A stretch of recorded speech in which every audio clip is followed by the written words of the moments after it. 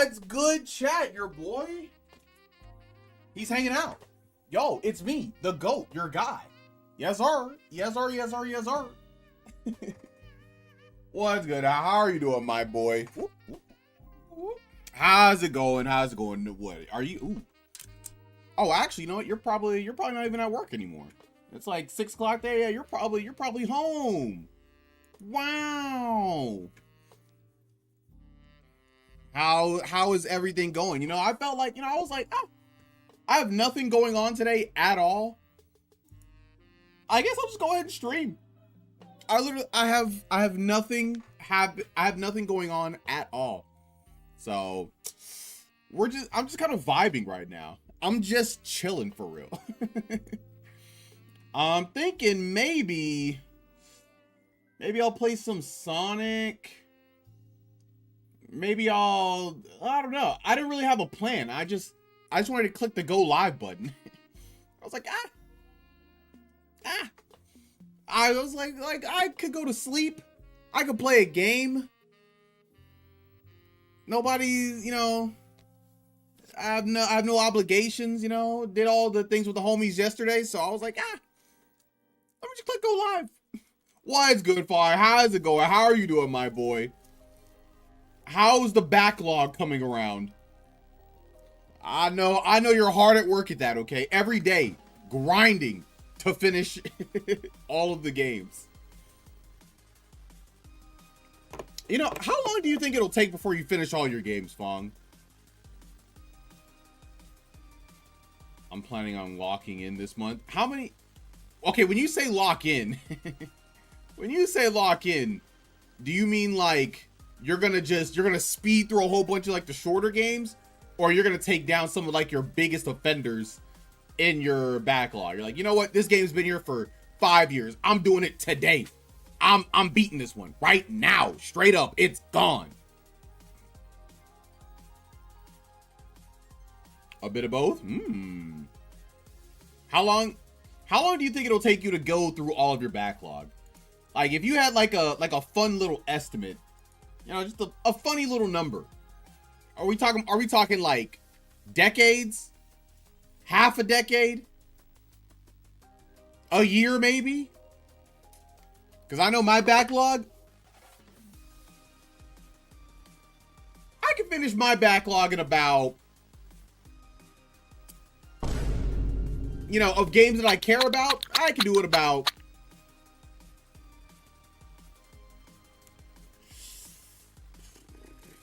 maybe 2 years.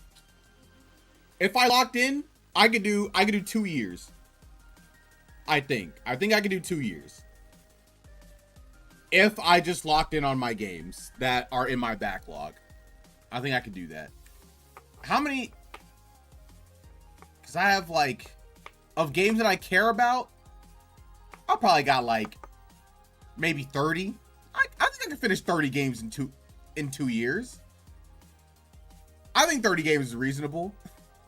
Speaking of that, I wonder if there's like a website or whatever that actually like that tells you the average amount of games a person could reasonably go through in a year. Assuming a normal 9 to 5 to go through all of them, maybe 2 to 3 if I can't care about achievement hunting. Man, I just don't care about achievement hunting. I've never cared. Like, when everybody was talking about their gamer score and like, oh yeah, I gotta get this achievement, this and that, I'm just like, sometimes it's cool to try and get one or whatever, because you have someone you have some kind of like, intrinsic reason or whatever, but most of the time I'm just like,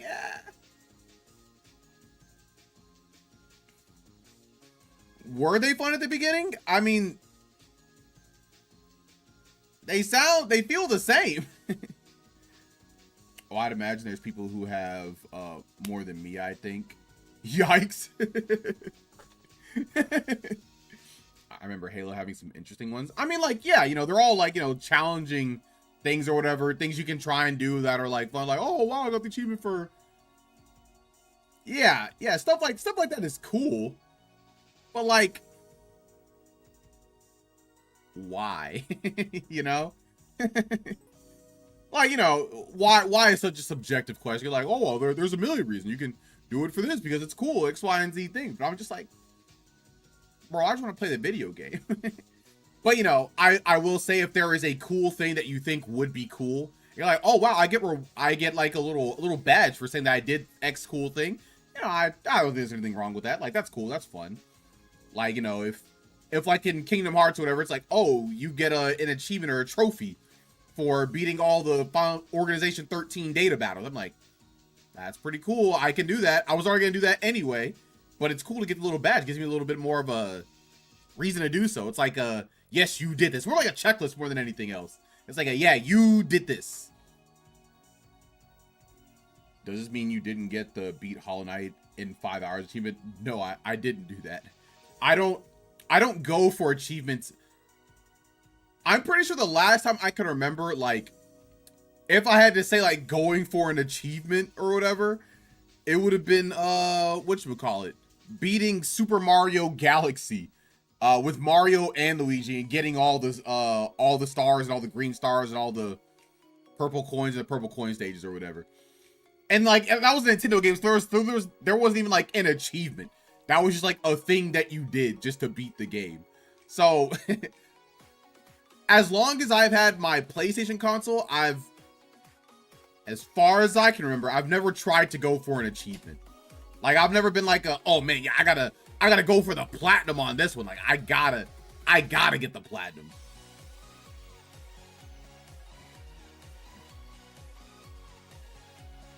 My conflict is just, I feel satisfied doing the achievements that barely anyone got, or if I actually enjoyed the game to a point of 100%. I think that's cool though, you know? You're just like, yo, you're going through your achievement list where you're like, yo, only 1% of people got this achievement? Get ready for 1.01, baby, because that's me. You know, I like doing that. As a gamer myself, I like doing some things that other gamers have a hard time or maybe haven't done. Like, I know beating Ishin in Sekiro is a tough task, and me being able to do that, it felt good for me. So I get it.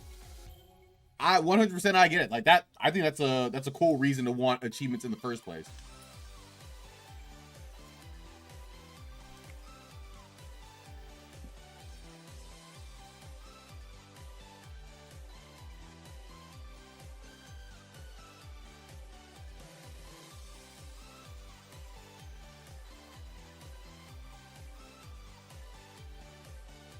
Yeah. So, you know, achievements, I can't even think of a game. I can't even think of like another game where I'd want to get like all the achievements for. Like, if I had to think of a game or whatever, if Paper Mario Thousand Year Door had achievements, I feel like I'd probably go for all those achievements. I feel like I'd go for the ones in TTYD. I feel like it couldn't be that annoying. I think my problem with achievements, I guess nowadays, and probably even back in the day, I feel like there were just too many annoying achievements. I feel like there are too many annoying ones.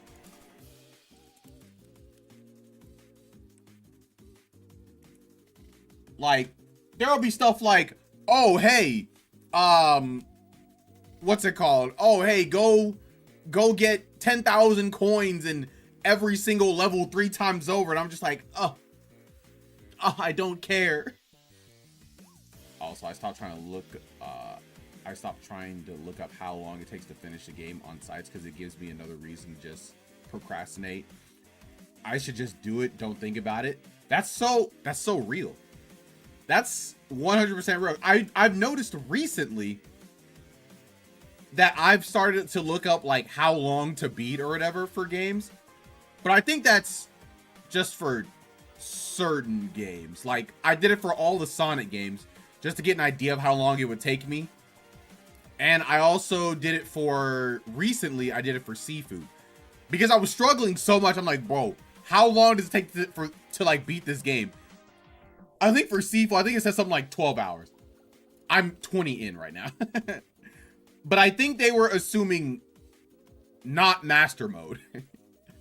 And yeah, because I'm playing for the first time on master mode or whatever. So I'm like 20 hours into Sifu, so you know, it didn't give me the the correct information, so to speak. But I agree. I think you should just do it. Don't think about it. Don't think about how long it's gonna take. Okay, enjoy the journey. Enjoy the ride. You put this game on your backlog because you thought it would be interesting enough to try and play. So yes, you should just do that. You should do that. Yes.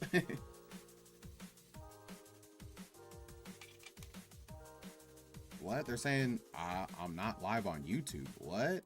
Yes, I am. I literally am watching my stream on YouTube.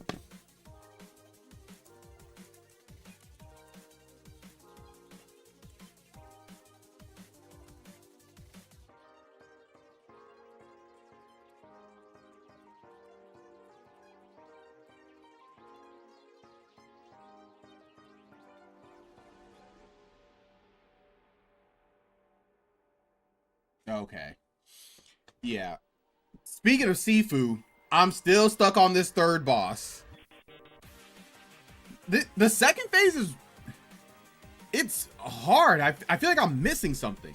Like, I don't quite know what I'm doing wrong.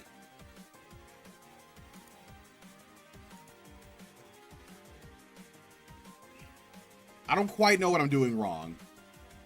But I will just have to figure that out, because that game is definitely cooking me. Straight up. But yo, okay, but enough about me. How are you guys doing? All right, go, like, give me the tea. What's going on? What's going on in your guys' life? What are we doing today, Ace? Hey, I have no idea, my boy. I have no idea. I literally just clicked go live just cause I was literally not doing anything at all today. I was like, might as well go live. Ain't got nothing else going on. Oh, nice. Okay. Yeah, having lunch with the homies. We love having lunch with the homies. I hung curtains today. Okay, but like, were they at least cool curtains? You know, like, were they at least, you know, I don't know how to spin the curtain. That just sounds kind of well, you know what, I was gonna say it sounds kind of whatever, but to be honest, when I hung blackout curtains in my house, I enjoyed that because blackout curtains are sick. My execution was poor. I need an adult. What do you mean? What do you mean your execution was poor? What do you mean? They are blackout? Yes, sir. Yes, sir. I love a good blackout curtain. Yes, sir. When me and my wife, when we were on a cruise or whatever, like, we got like the bottom cabin or whatever that had like no windows or anything like that. And when you turn off the lights, it literally got pitch black and it changed our lives. It was amazing. I want to black out my life now. It was truly beautiful. I don't know. I did something wrong. What do you mean you did something wrong? How did you do something wrong? We went to a place called Perry's Pizzeria. It was pretty good, actually. Gotta love the No, Ace. No, Ace. No! Don't tell me you eat pineapple on your pizza. Who did this to you? Who taught you this? Who led you astray?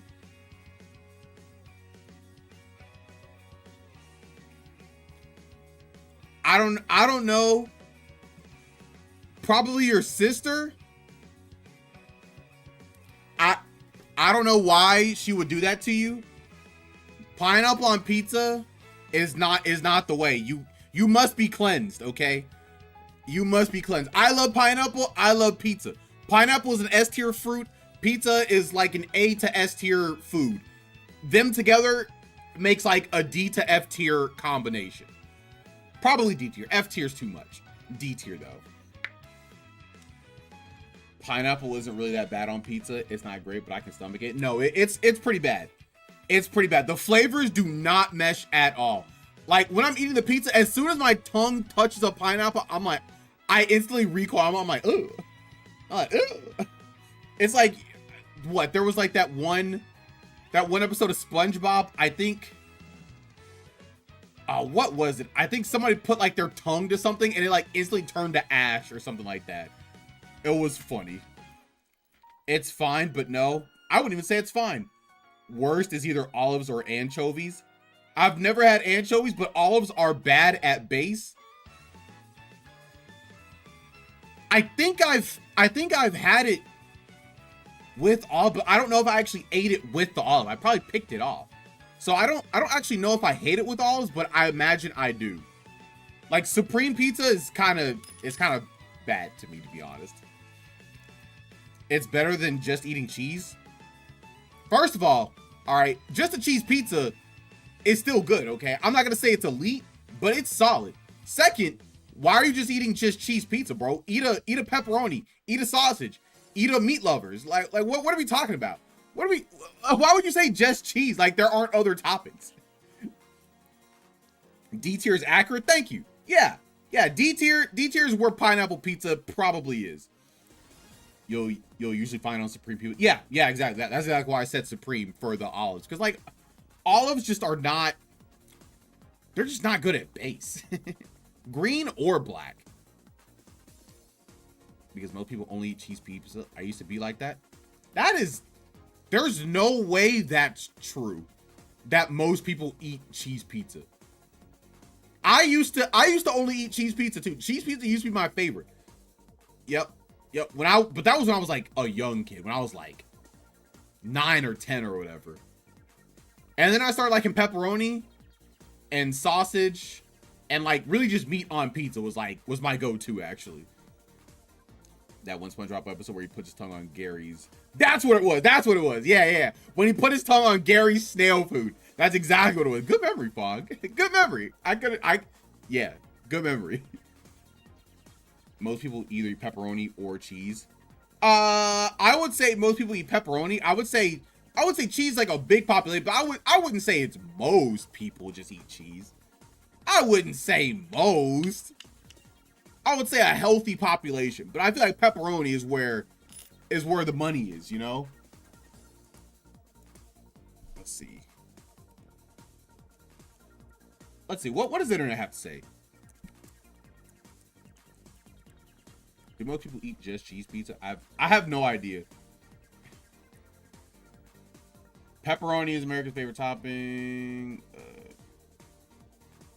Yeah, I have no idea. We would need like a national census on this. You would be surprised. I wouldn't be surprised because I know a lot of people eat cheese, but I just don't think it's most people. I think it's a healthy amount of people. I mean, cheese is top 2 if only because they tend to be cheaper.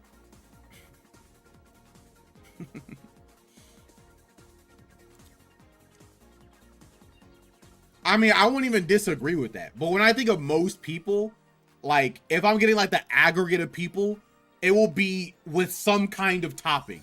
It will not just be cheese, like, right?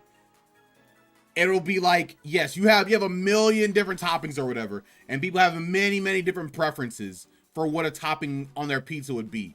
And it would be like if the pie chart would be like it would be like this. It would be like everybody who loves pizza and like their different favorite toppings, and then here's the slice where people love cheese, you know?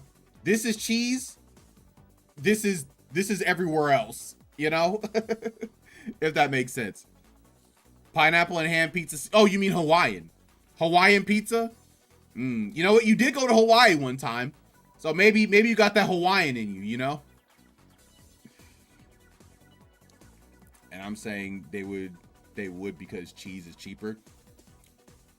I can say I certainly prefer cheese over pepperoni, if only because I'd rather not pay for toppings. I mean, sure, but like that's you. But I'm saying if you look at like all the different toppings and like what people prefer in pizza or whatever, you would not have toppings on one half and cheese on one half. That's not what the pie chart would look like. You would have it split between the different kinds of toppings or whatever, and then cheese would have like its own section for no topping. So while it would be pretty big, the section for topping would be way more than what it would be for just cheese.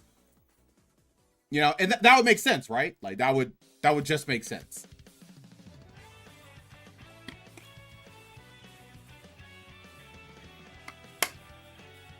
No, I think you're underrating. No, I think I'm just accurately representing statistics, actually. No, I don't think I'm underestimating cheese. I am accurately representing what the chart would look like. I'm not even saying cheese would be like a relatively like healthy chunk. It's just not more than all toppings combined. That, first of all, that doesn't count because I wasn't born yet. I'm just, hey, I don't have any explanation why you would like Hawaiian pizza then, Ace. I'm willing to bet no topping is top 2 most popular pizza. I don't disagree with that. I don't even disagree with that. And you know why? Because that's not my argument. I'm not saying it's not a top 2 topping. That's not what I'm saying at all. I'm saying if you're putting it up against every other topping combined, it's not gonna be like half the chart. That's just not gonna happen. But if you look at a whole pie chart or whatever, cheese will be a pretty good portion. Yeah, sure. I won't say no to just plain cheese burrito for have a topping on it, not just cheese. Yeah. I think a lot of people are like that. You know, that makes sense. Now I want pizza. Hey, well, remember, you're an adult. You have adult money. You can just do that. You can just go get a pizza. Isn't that cool?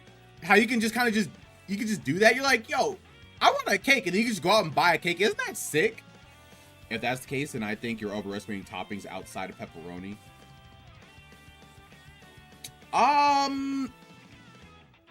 No, I don't. I definitely don't think I am, actually. I definitely don't think I am. Because you have to remember, if I'm thinking that pepperoni is already more common than cheese or whatever as like a favorite topping, like pepperoni's 1, cheese is 2, other toppings, that's already more than cheese or whatever. Like we have pepperoni's more and then some. So that's how I know I'm not underestimating anything, because I already know pepperoni's more, and then we have more toppings.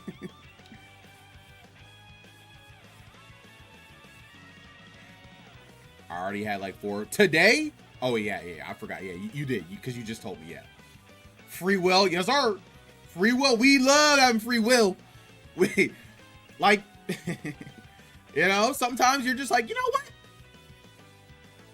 I just want to go get a churro. So you do. And it's great. I'm willing to say toppings versus no topping is 60-40. I'm going to say it's probably 75-25. I'd say it's closer to that. Nah, that would be what I would say.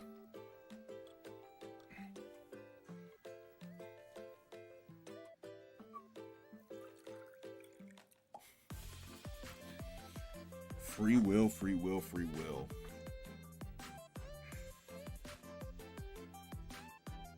Yup.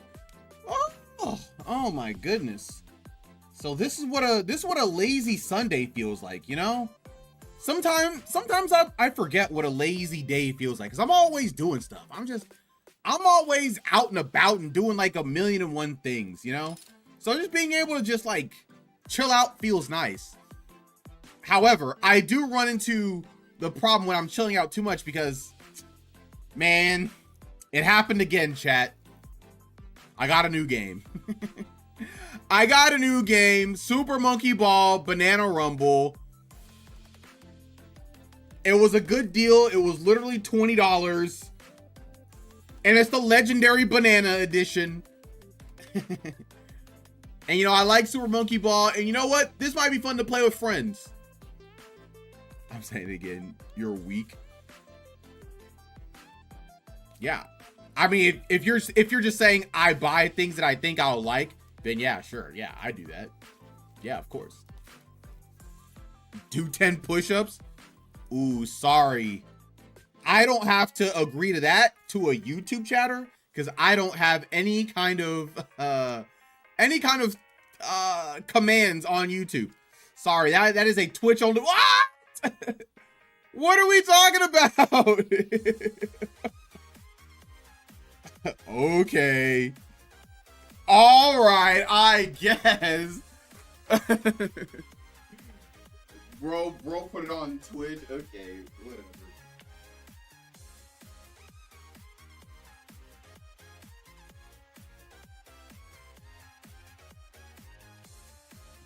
There you go. A quick 10. A quick quintessential 10. Okay. I can't believe Howard using his points on others. I didn't know he was so altruistic.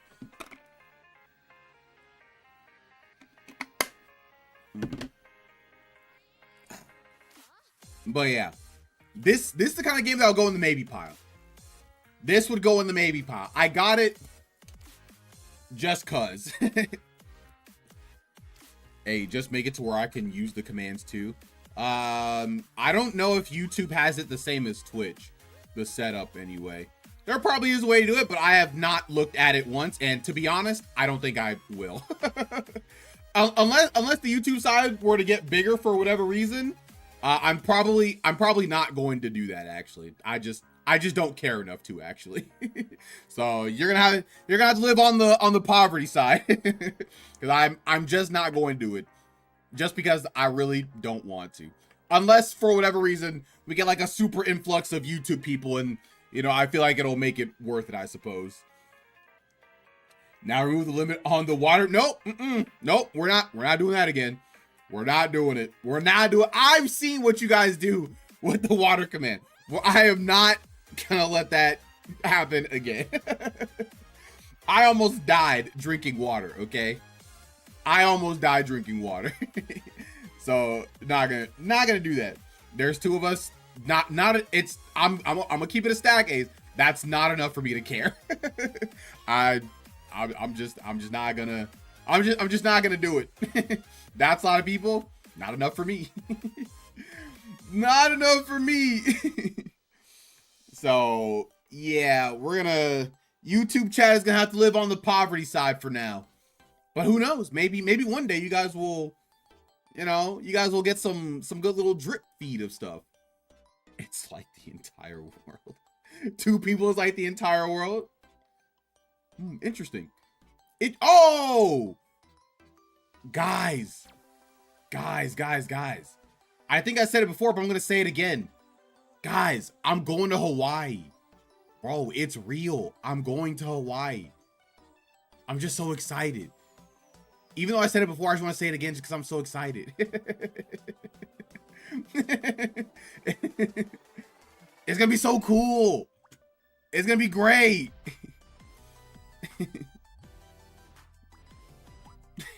It's gonna be great. Oh my goodness. We're gonna do so many fun things. I'm gonna learn how to surf. Okay, when I surf, I'm gonna like not wipe out. I'm actually gonna be a natural. What else am I gonna do? We're gonna get the great food of Hawaii. You know, all the good cultural food and all that stuff. Oh, it's great. Oh, it's gonna be great. Also, so my wife, because she's in the military, she has like a list of places where we could potentially be moving to. We could stay in San Antonio, but it just depends on where they send us or whatever. So there are a few places we could go, and one place is England, and the other place is Germany. Okay, I suppose. And did you guys know that like Europe just does not have fiber internet? I don't want to say they don't have it, but in the locations that we would potentially have to go to, there's just like no fiber. And I think that's crazy. That's insane. England and Germany, I'm just saying England and Germany. They just don't have it, bro. I'd rather you not live in England. I don't want to live in England either. I don't want to live in England either, bro. I would rather not, like, we have like I put like a list or whatever of like all the places. I ranked all the places where I would want to go. England is 11. There's only one place under that. There's only one place under England. Germany does seem interesting. Germany is one spot above England on my list. It's always neat to observe different cultures. I mean, yeah, that's true. But, you know, moving there? Oh, such a hassle, bro. Such a hassle. And they don't have fiber internet there? Oh. Oh. So annoying. It's so annoying, bro. I'd have to quit my job too. Oh.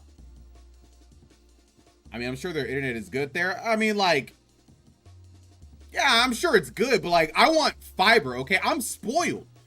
Okay, I'm spoiled. I'm spoiled with my 1,000 up, 1,000 down here. Okay, I need to have that or better wherever I go. I know a place with fiber. Oh, really, Jonah? Where? Where is this place with fiber? I would love to know. Fiber internet has spoiled me, bro. Like, you guys don't even understand, all right? When you come from Xfinity in Baltimore, one of the worst internet experiences you could ever have, and you go to fiber, it's like you'll never want to settle for less. You're just like, wow, my eyes have been opened. This is what good internet is? And also my job pays for my internet, so it's low-key free for me. If I really wanted to, I could probably up my internet. I could get 2,000 up and 2,000 down or whatever, and my job would still pay for it. But, you know, I don't want to be too greedy because I already have it pretty good. And also, I don't want to give them any reason for them to not to look into that, you know? If my bills suddenly increase, they're like, your internet bill increased, huh? Why is that? Don't need them looking into it. But yeah, fiber internet, magnifique. If you don't have fiber in the big 26, okay, I need you to look into it. I need you to look into the fiber into the big 26. Thanks, Comcast. I think Comcast, crazily enough, I think like mainline Comcast does have fiber.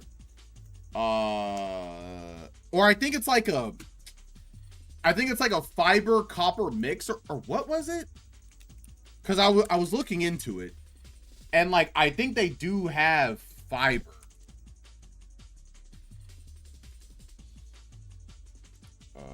Let's see. Okay. Oh wait, does Xfinity have fiber now, or no? Wait, what is it? The most reliable fiber-powered Wi-Fi? What does that mean? Okay.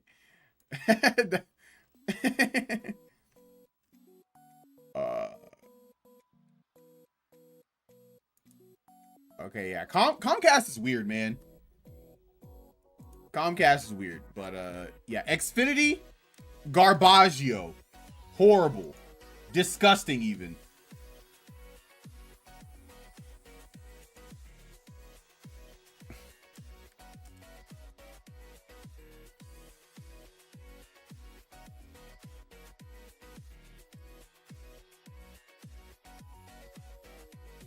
So, yeah.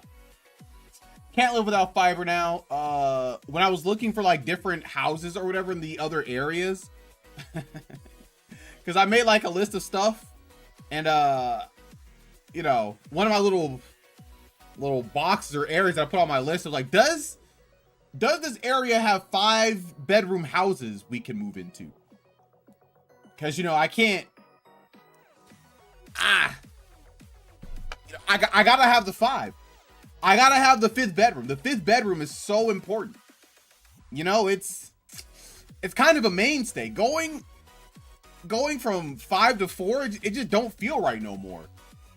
It just don't feel right. So we gotta rent another 5-bedroom house, because 4 just don't cut it.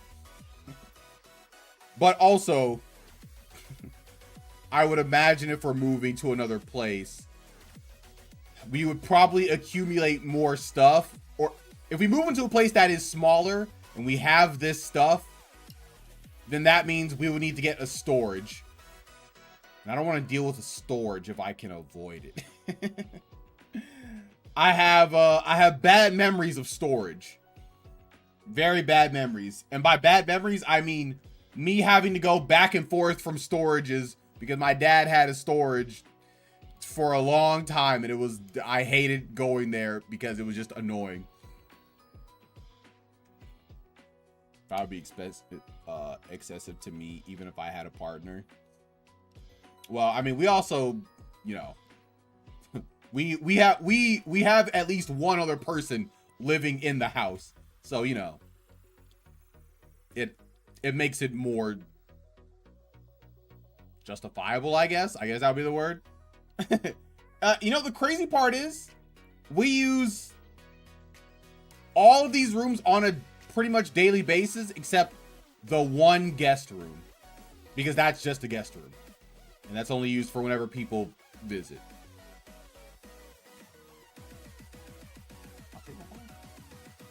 Okay, interesting. But you know, if we didn't have somebody else living here, bro, one of the rooms would definitely be like, it would just be an in-home gym. It would definitely be a gym. WP plus, yes sir. WP plus, yes sir. Man, Ace, if only you could have been there at the training session yesterday. It would have been really, really cool. I think we had a great time out there. I think you had a great time out there in Austin. Then we went to a tournament that they had out there the same day. It was great. It was fantastic. You would have got some great XP out there. You would have played a lot of different people. Would have been great. It would have been great. Maybe we'll have one of those kind of things in San Antonio. Maybe we'll see if we can get that kind of thing going.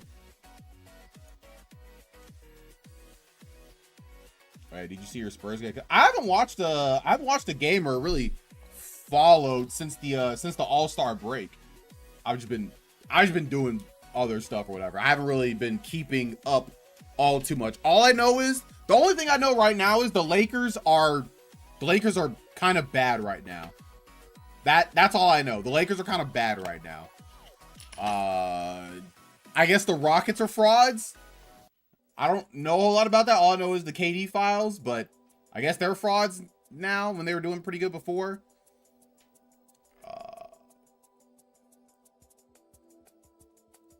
They've been bad most of the year. I don't think they've been. Wait, most of this year? I thought they were doing like okay at the start of this year. I thought they were doing like okay, and then recently they've been doing much worse. Someday I'll come out of SA for a tournament if one is happening during spring break. Then I may see if I can. Yeah, that'd be cool. LeBron isn't starter for the All-Star for the first time. I mean, yeah, that makes sense to me. That makes sense to me. LeBron not a starter, 40, 41, 42. One of those ages. Yeah. Nah, the Knicks got cooked. Yep, I've heard the Knicks are kind of bad right now. They're kind of getting pushed in a little bit. Ooh.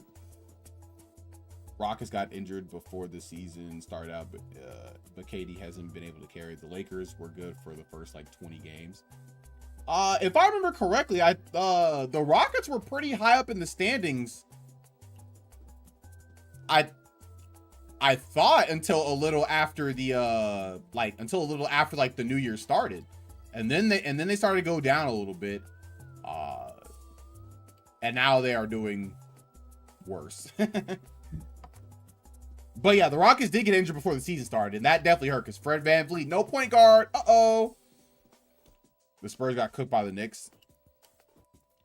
Wemby is a lazy player, low-key. Wemby's a lazy player. I don't think you really believe that. I'm going to say you don't truly believe that you think Wemby is a lazy player.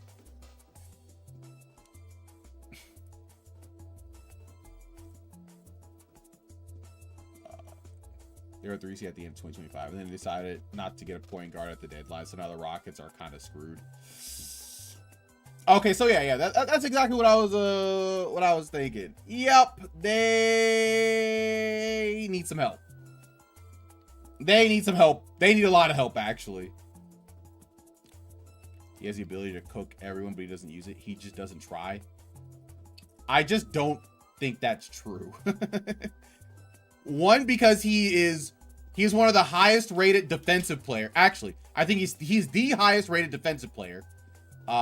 And he's also like what, top 5 offensive player or something like that. So I just don't think that's true simply because he is on the high end of both ends of the floor. So saying he's lazy, I think is incorrect. And I think he absolutely does try. If you watched the game today, you would agree. You know what? Maybe this game, maybe Wemby did look, maybe he looked gassed today. I have no idea. But to say that he doesn't try all the time, or even most of the time, or half the time, that's not true. But maybe in this one game, you could be right, because I definitely did not watch this game. So that's a fair point. KD about to force his way out yet again.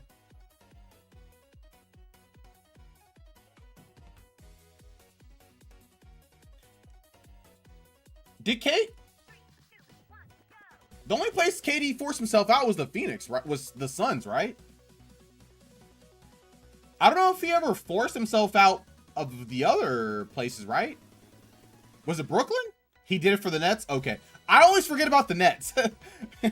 I know. I literally always forget about the Nets. I'm like, did he? I was like, oh, yeah, he went there. I was like, I don't know, did he do it for the Nets? I did forget about the Nets. I did forget about the Nets. KD would rather you forget about the Nets since everything about that team was his fault. I don't know if everything was his fault, but I will say that was a very sad time for him. That was definitely a sad time for him, 100%. Just 99% then. God, I don't remember enough about his Nets thing, so I can't even like fully disagree because I can't remember the full timeline of everything. Even though I know we talked about it before, I just forgot about it instantly again. So you could be right. I just can't remember. I feel like it's not true, but I don't know. Like, Wemby is bigger than everyone, and he literally can't block Steph Curry, who is literally one of the shorter players.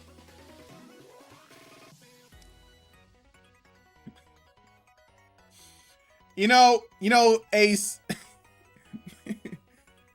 you could have said any other player, but you just casually said, yeah, he can't even block the greatest shooter of all time, bro.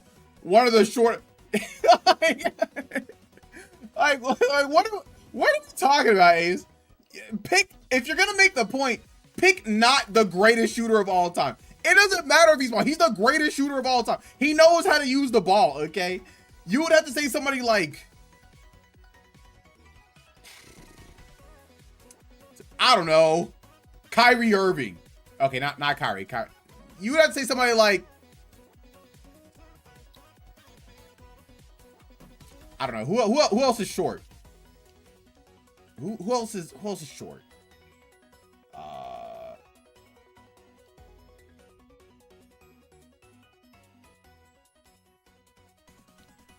Chris Paul.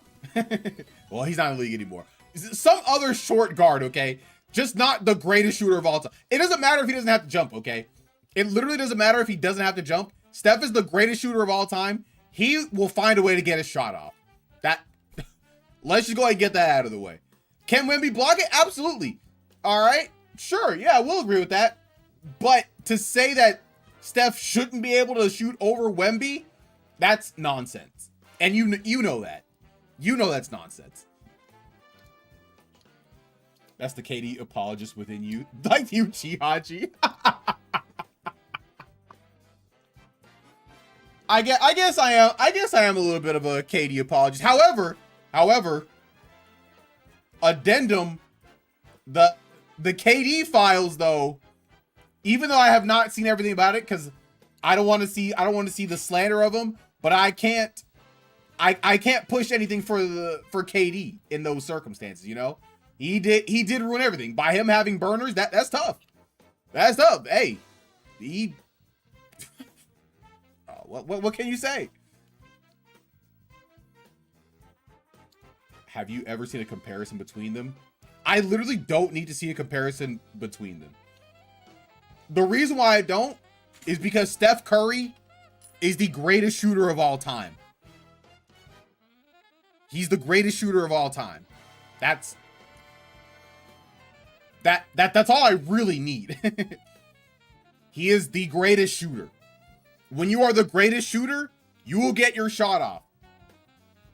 You will get your shot off. You will make it happen. You will make it work. You are literally number one of all time. Larry Bird? What about Larry Bird? Larry Bird's not even the top. Larry Bird isn't even in the top 30 greatest shooters of all time.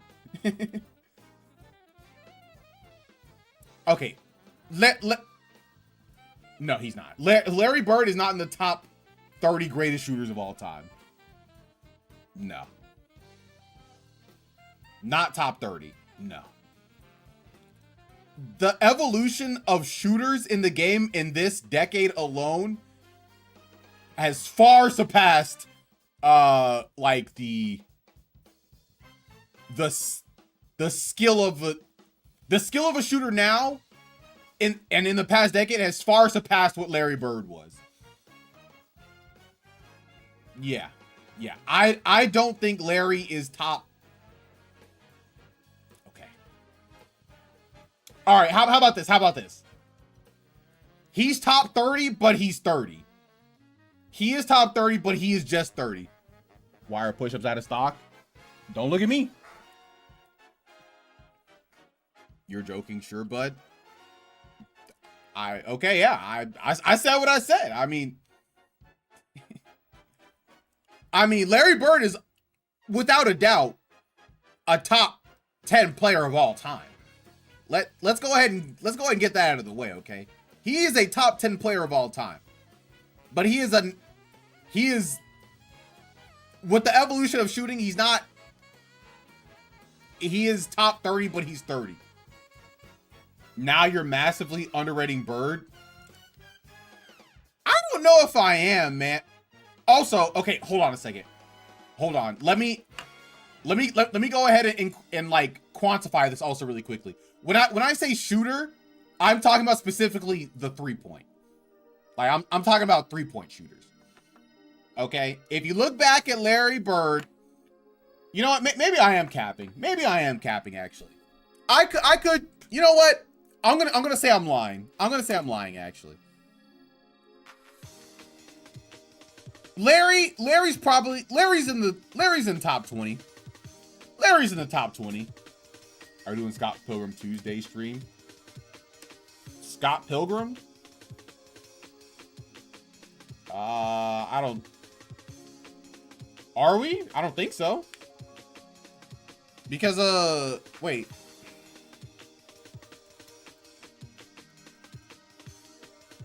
Wait, didn't you say that new Scott Pilgrim wasn't didn't you say it wasn't cross platform or whatever?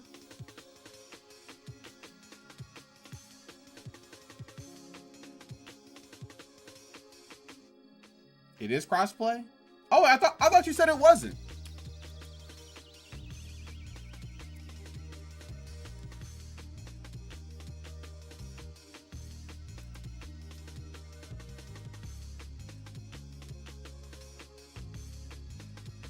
Oh, okay, yeah. Interesting. I thought it wasn't, but it is. Interesting.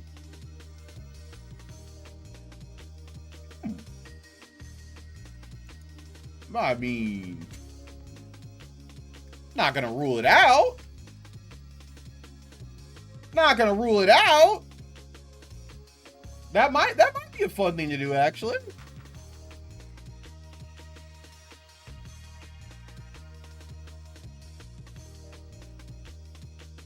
That could be something fun.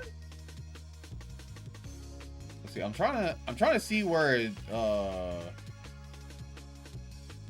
do they have a website? Like where is their website? Because I see it on the Google AI, but where else does it say that?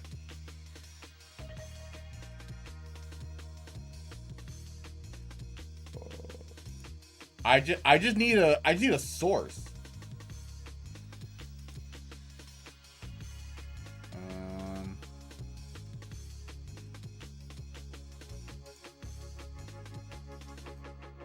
Oh, do they not have a website? Like what's going on? Where do I where can I see all of the information on this game?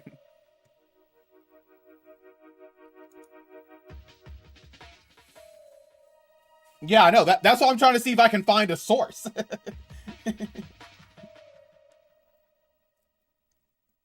The dev said it was on Steam forums. Do you have the link to that? I would like to see the link for that. Because I am also trying to find that information. Okay, wait, what is this? What is this? Okay, wait, hold on a second.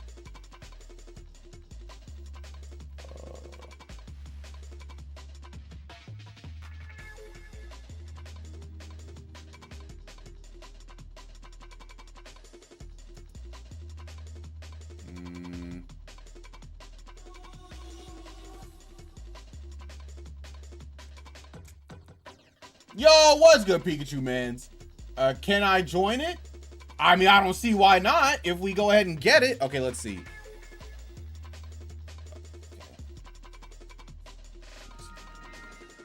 Crossplay. Okay. Yes, this game will have multiplayer and yes, game split.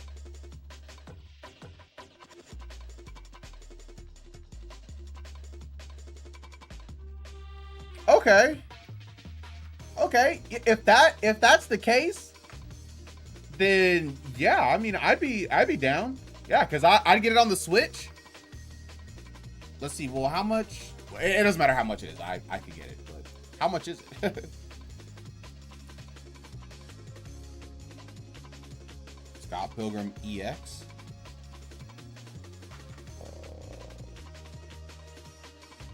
Why is it so hard to find all the information I need to find? Oh, wow, it's only like 30 bucks. Okay. Okay. Yeah. You know what, Blake?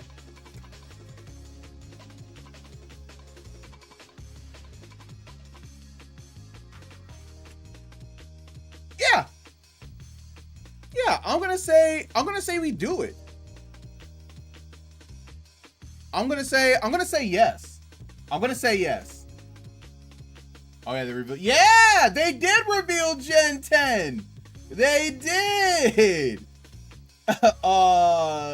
Who is your favorite starter from Gen 10, Jonah? Who is your favorite starter? Gen 11. He's dumb. This is the dog. That's my goat. Palm Bomb Squad, rise up. Rise up, Palm Bonners. Yeah, that's my goat. That's my goat. Yo, we have oh wait, where? I don't have oh, okay, wait. These? Okay, here we go. Yeah, Palm Bomb Squad. We're gonna get this, but it's gonna be red. We're gonna have a red alt of this emote for Palm Bomb. Palm Bomb is the only choice. Well, I don't want to say the only choice because I'm not gonna lie. The bird, Brout, he is pretty tough. Brout is pretty tough. I can't deny Brout. Brout is cool. So if you know, hey, the Brout and Palm Bomb coalition, we shake hands. All right. Game respects game. The other two don't even look like Pokemon.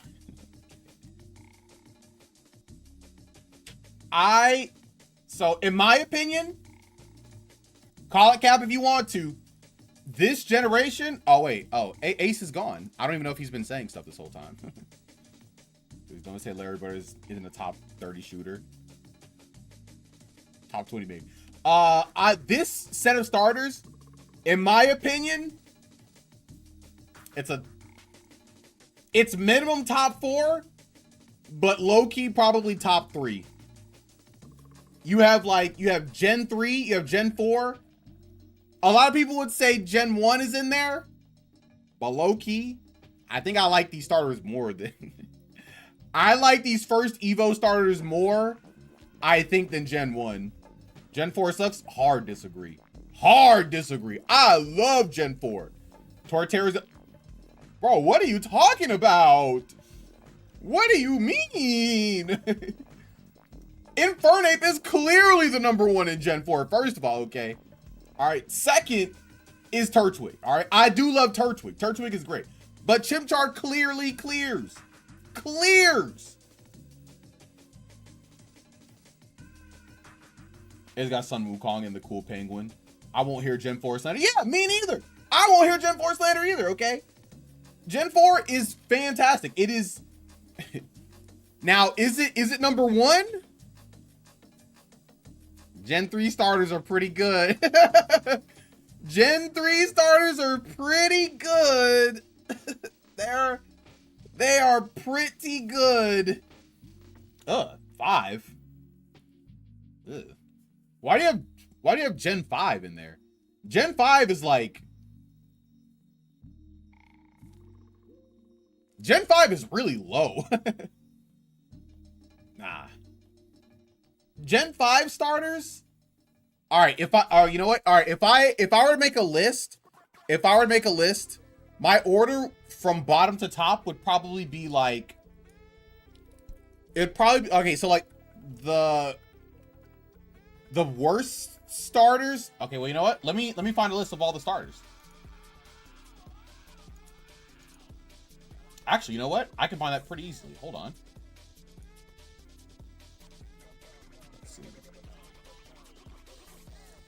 Let's see. We can do a quick thing real quick. Let's see. Image.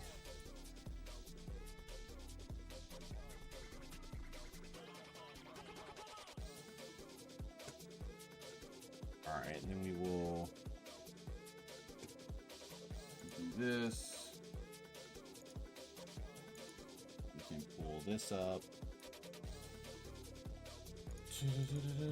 We'll do this. There we go.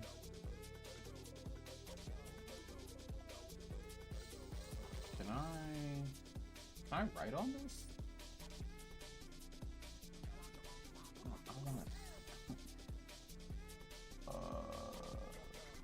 I wish there was an easy way to edit this. Oh, there is. All right. No, there isn't, apparently. Okay, well, you know what? Let me do it. Oh, you know what I can do? I can do it like this. Hold on. I'm in the future. I can do anything. Okay, here we go. There we go. All right, fantastic. And then I will do this. I'll hit the react. And then I'll do this. And then I will do... There we go. Boom. Look at that. Beautiful. Fantastic. It's not showing. There we go. Beautiful. Fantastic. All right. If I am ranking the starters, from Gen 1 to Gen 10, if I have to say the worst set of starters,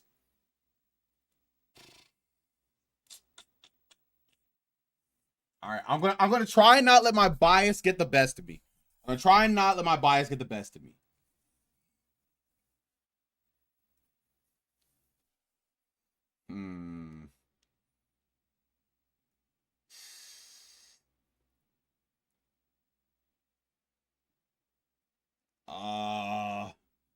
I wouldn't take... No, I'm only taking first Evos because that's all we have for Gen 10. And yes, they will be a set. Superior and Samurott are godlike. Superior is cool. Samurott is okay. but the most starters. But the worst starters are obviously Gen 8. No. No. What? Gen 8? No. No. Gen 8 are not the worst. Man. Am I going to have to do this to Gen 6? It's either Gen 6 or Gen 5.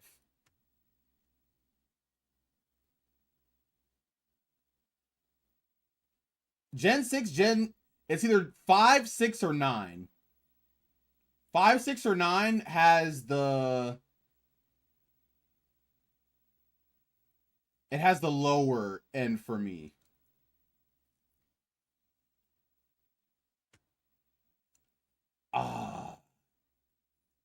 Okay, I don't think it's 9. I don't think it's 9. I think I'm gonna have to say Generation 6 might be the worst. I think I might have to say Generation 6 might be the worst starter-wise.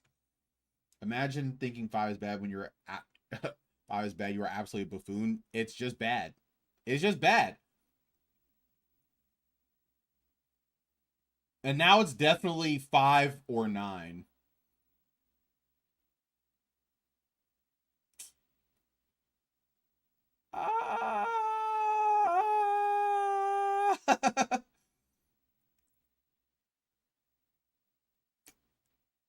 I guess I do. IGN and low-key don't like Pokemon. Nah, they love Pokemon. I guess I'll have to say this one's 9. This one's 8. Okay. Now we'd probably do like, yeah, this one's 7. This one's 6. Oh, wait, hold on a second. I forgot about Gen 2. I forgot about Gen 2, actually. Hold on. Do I like Gen 2 more than I like... All right, you know what? I'll give him some respect. I'll give him some respect. That's fair. That's fair. They get a little respect. All right, I'll give it up to him. And then, all right, 4. So this is the big debate. This is the big debate. So now I'm gonna go from 1 until the rest, because this is actually the big debate. Gen 1 is simply the best. Simply not the best. So, oh wait, actually, you know what? Maybe I should just keep going from the bottom. Actually, yeah, I'm gonna keep going from the bottom. I'm looking at the starters. Okay, let me take a good hard look at the starters. Let me take a good hard look. Let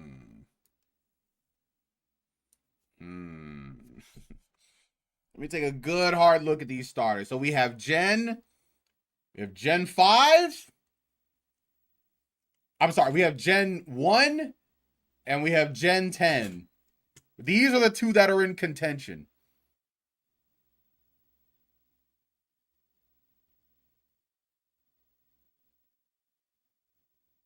Wait, hold on a second. Am I? No, not even close.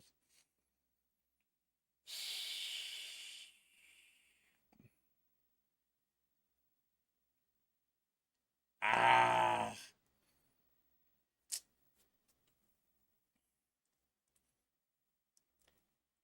I will not hear Cyndaquil is the best of Gen 2. So the problem is, right? we have a Gekwa in the room. Gek was like cool and fine, I suppose. It kind of brings this trio down a little bit. Brout is tough, bro. Brout, he's tough. Pombon, we love Pombon. Pombon is so cute. All right, this dog is amazing. These guys, they're all just solid. They're just solid, bro. Like, they're just like They're just here. They're just here. It's like, yo, it's me, the Bulbasaur. Oh yeah, it's me, the Mander. You know? Ugh. Brout looks like a Route 1 bird. Brout looks tough is what you mean to say. Pombon is too round. Both Gecko and Brout or Fugly. No shot. No shot. I love Brout and I love Pombon. Like, I love them a lot. They are very, very good. They are very, very good. But do they surpass the simplicity and just like the cool nature of these guys? Oh, this is tough. Gecko is actually stolen from DeviantArt, though. The eyes are wrong. Disagree. And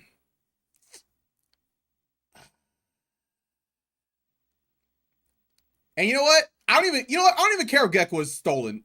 That doesn't mean anything to me. That doesn't come into my decision at all. If any of these were stolen, that would not matter to me. If any of these were AI generated, that also would not matter to me. If I like it, I like it. That's all that matters. All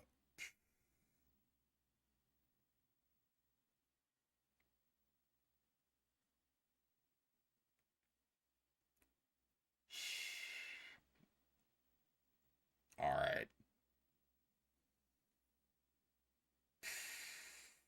Just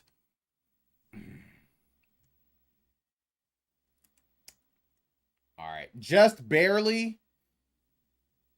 Just barely. Just barely.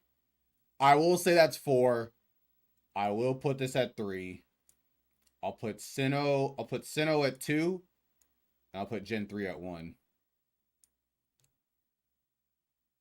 That's what I'll do. That's what I'll do. I think I like this list. I think I like this. You know what? Hey, Gen 10 and Gen 3, Gen 10 and Gen 1, they were kind of close, but I think Gen 1 edges it out just because it's just more consistent. I think that consistency really does like a lot of good work, just like in general. And I will praise that. Also, I won't deny there was a little nostalgia coming in for Gen 1. I cannot deny that. Pombon is tough. No, Brout is tough. Brout is tough, bro. Your opinion is mad because Gen 5 is bad. It's pretty rough. It's pretty rough. You probably want another 5 Charizard forms. No, I don't actually. Okay, what are we feeling about Fire Red and Leaf Green on Switch? I mean, Fire Red and Leaf Green on Switch, like, yeah, it's fine, I suppose. I wouldn't buy it because I think the emulators are just like more attainable, easy. It's really easy to get an emulator of, Fire Red Leaf Green. I don't have a problem with them. So I mean, they're fine. They're fine. $20 too much? I think $20 for any Pokemon game is fine. Even if you told me it was like, if you told me Game Boy Color Pokemon Red was $20, I'd be like, yeah, it's probably fine. I'd be like, that's probably fine. I just value Pokemon highly. I think that might not be a very popular take, but if you told me $20 for Gen 1, I'd be like, all right, I guess. I suppose. If you told me $20 for Gen 5, I'd say it's probably too low. I'd say it's too low.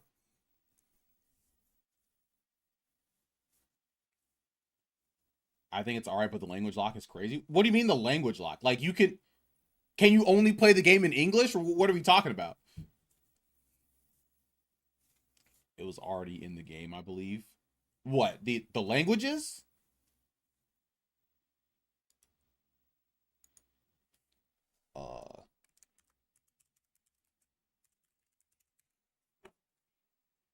There we go. But yeah, overall, The Gen 10 starters they're really strong for me. They are really, really strong. I like them. I like them quite a bit. I like them quite a bit. I will say. I like them quite a bit. They are fantastic. You have to buy different languages separately. Oh, like DLC? Whatever language you buy, you're stuck with. Why would they do that? That's weird. That's just weird. I remember having such high hopes for Chespin. We all did. Everybody had high hope. Well, actually, I thought Chespin was I thought he was all right. But I didn't love Chespin like that. But I remember I remember people had really high hopes for Chespin. I remember that. It's time to make money. Oh, it's to make money. Maybe. I guess. No, you have to buy it. Oh, okay, so you just have to buy another cartridge or whatever in order to get a different language. All right, that's really weird. I guess my next thought is who's trying to buy more than one language, I guess. Like that is a weird restriction, but who is trying to buy more? But then Qualden happened and Chestnut to Alex. Bro, Qualden was the worst. Oh man, Qualden was the worst thing ever, bro. Everybody was sad. Nobody liked that. Every single person saw Qualden and they let out a collective sigh. They said, "So this is our life, huh?" That's tough. Qualden was all right. Qualden was not all right. Qualden is the worst second stage starter evolution ever. Period. He was literally the worst. There was no other worst second stage Evo. So this is your GOAT? No, I think it was I think Chespin is some kind of hamster thing. That is not true. There is literally no other worse one. What? You're gonna tell me just a literal bigger cat is just literally just a little bit bigger Litten?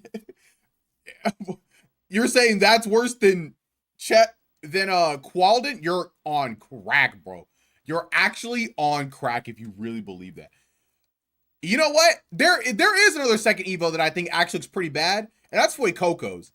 Fuecoco's second Evo actually looks pretty bad. I do not like Fuecoco's second Evo. I do not rock with him. Almost at all, actually. He's pretty bad. Torcat looks dumb and Game Freak admits they made it that way. Torcat is literally just a cat. He's just a cat, but bigger.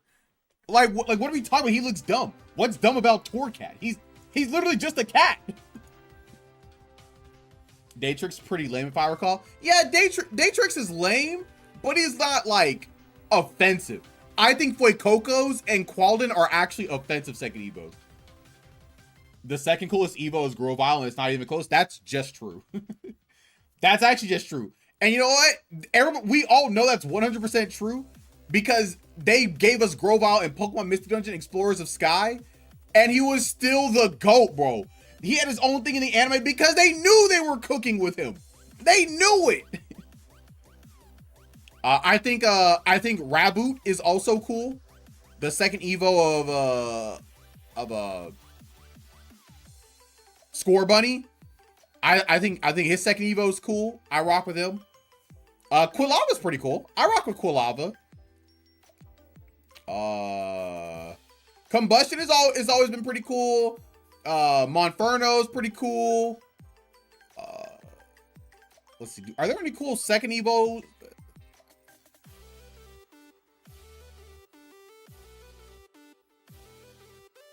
Who does Oshawott evolve into? Duwat? Duwat's pretty cool. I rock with Duwat. Duwat's hype.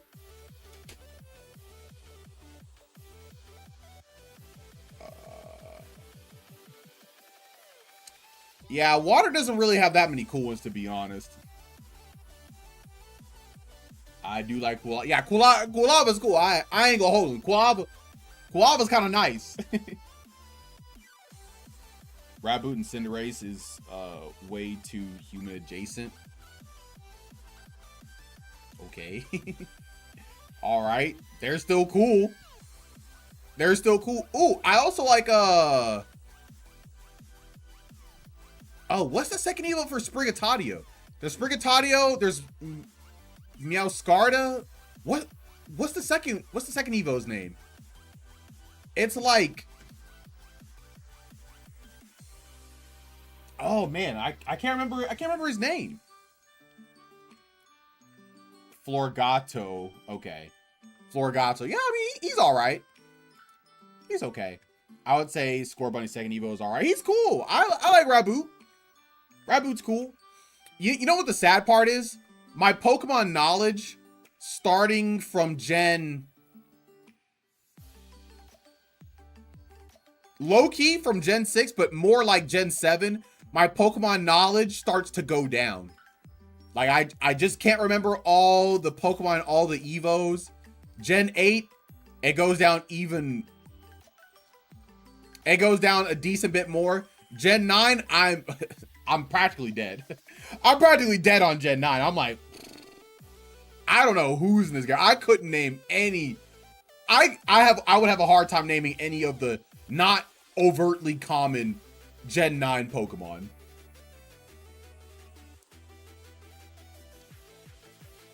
I feel like I'm just getting old. But hopefully Gen 10, hopefully in Gen 10 I come back. I was a little disappointed by Gen 9. I couldn't tell you why. Gen 9 just like, I just couldn't stick with it as much as I did Gen 8 and all the gens before.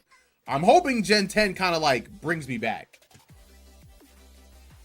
I'm cooked after 5, to be honest. I mean, that's fair. That is absolutely, especially if you have a 3DS. I mean, yeah, you're instantly cooked. Funny enough, I remember the Paradox Pokemon easier since they're based off older Pokemon. Yeah, I mean, they would be easier to remember, right? Like, oh yeah, I know all those guys. Okay, well, I don't actually know all their names, but I know what they all look like. I know Volcarona has one, Tyranitar, you know, Jigglypuff. Jigglypuff is Screamtail. I know Screamtail. Yeah, I don't remember all their names, actually, crazily enough. And most of them are at least interesting. Yeah, I think most of them are pretty cool, if not all of them. Scarlet and Violet were GameCube games that were worse than the GameCube Pokemon we already got.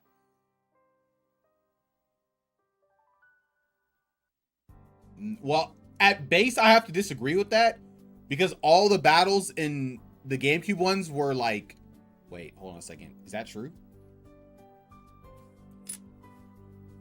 They're all double battles, right?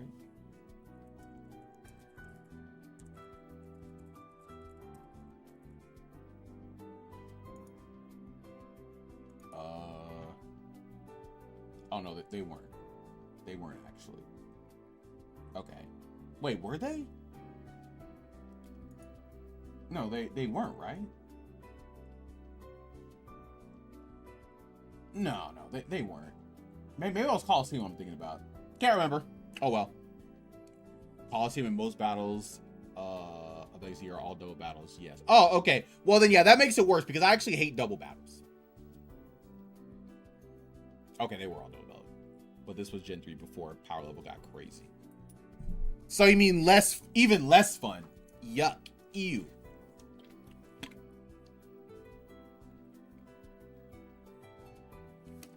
I never had it as a kid, but I played a little bit of it later on. And I didn't know it was double battles at the time. And I was like, oh, it's all double battles. Where are my singles like the anime? Ugh. Real ones play rotation battles. No, actually, real ones played flying battles. We only did flying battle. That's the one we really did. Singles was fun back then too. I mean, that is true. Gen 4 ruined it. Disagree. Hard disagree that Gen 4 ruined it. Oh, mega hard disagree. If anything ruined it, it was Gen 5. If anything ruined it, it was Gen 5. Gen 4 was cool. Gen 4 was cool. Gen 5, that's where things started to go. That's where power creep really set in. That's where power creep was like, whoa. Whoa, things are kind of crazy now, aren't they? Whoa, hold on. Hold on now. Gen 4, all because of Stealth Rock. Stealth Rock was fine, okay? Gen 5 was sick. I mean, I'm not gonna lie. I did like playing in the Gen 5 metagame. Like, I liked the Gen 5 metagame. But did it ruin singles battles to an extent? Sure, because of the power creep, I guess. I suppose. But I thought it was fun. I didn't like the games, but, I mean, the competitive side of it, hey. Caught. Hey, competitive Gen 5 was pretty... I like that metagame. Competitive Gen 5 was a pretty good metagame. Nah, Stealth Rock absolutely destroyed singles. I guess we have different opinions on that, I suppose. Weather Wars were so much fun. I did mess heavy with a good Weather War.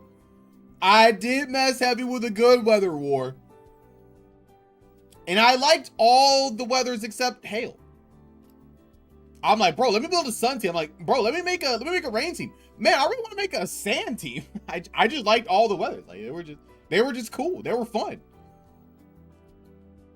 How do you feel about the IGN and Pokemon beef? Is there beef?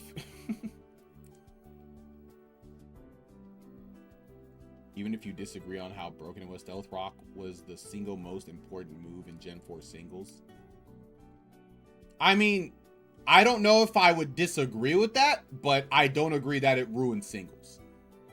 In Gen 4 specifically. I don't know if it ruined it in Gen 4.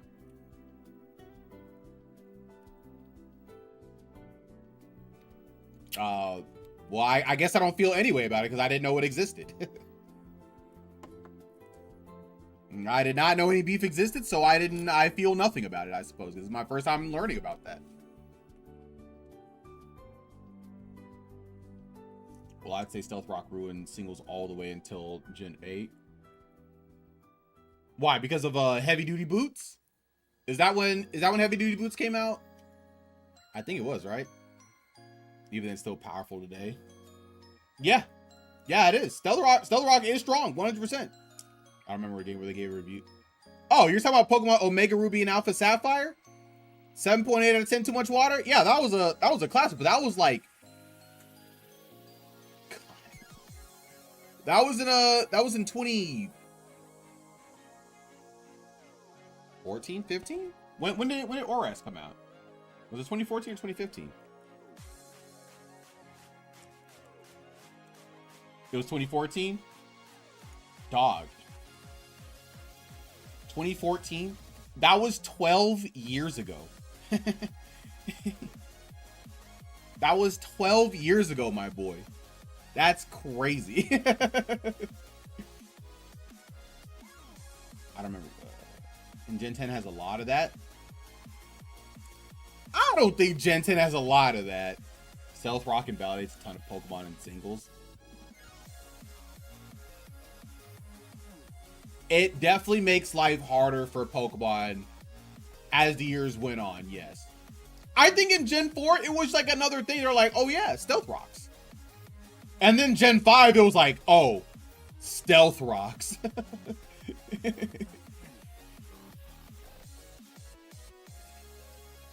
Well, that was definitely a joke and a meme. That was definitely a meme on IGN's part. That was a social media just fun thing that they were doing. Because I did see that. I was like, oh, that was funny. Because, you know, Wind and Waves or whatever, they have a whole water component.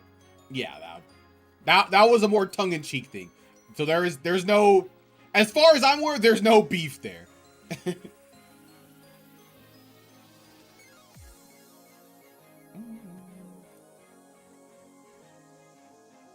Gen 5 didn't invent Stealth Rock being broken. I'm just saying, I think people in Gen 4, they used Stealth Rock and they were like, yeah, this move is like super good or whatever. But nobody was thinking, everybody was like, yeah, you know, Stealth Rocks. They're like, yeah, you know, Stealth Rocks, yeah, it hurts, but you know what? But then Gen 5 happened, everybody was like, Stealth Rocks. Stealth Rock was broken day one. I mean, I don't even necessarily disagree, but I feel like the general sentiment was when it was first released, people were like, yeah, this move is really good. And then the next generation, Generation 5, people were like, now we have to deal with it. You know, to me, it felt like there was like a different air about Stealth Rock between Gen 4 and Gen 5. But that's just me. That's just me, I guess. I'm just glad they aren't making a Switch 1 version. I don't think Switch 1 is the problem for Gen 10. They could have made that game look good on the Switch 1. They would have to try a little bit harder. You weren't a Charizard fanboy then, or any bug type fan? Bro, nobody was a bug type fan before then. Like, there were no metagame defining bugs that were weak to Stealth Rock. Like, regardless, in Gen... At least I don't think there were.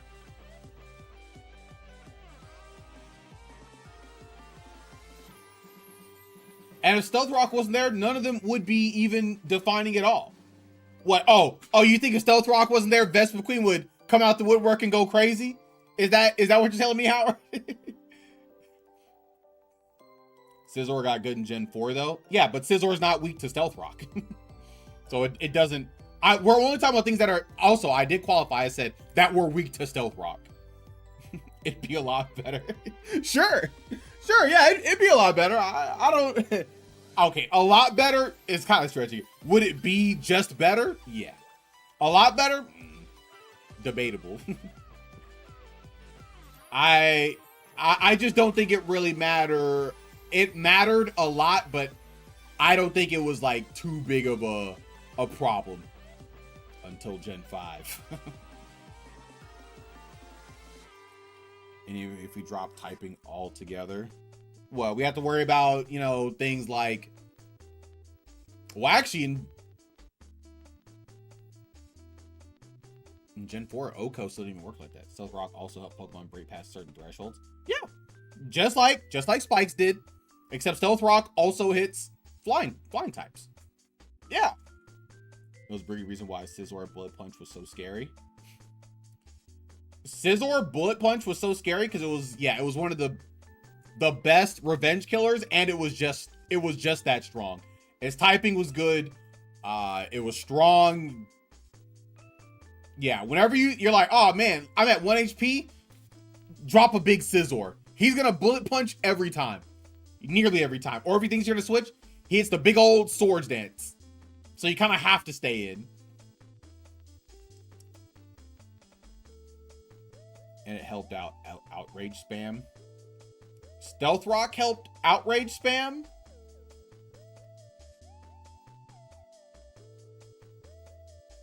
What's that through line? How does Stealth Rock help Outrage? Because it gets people into Outrage range?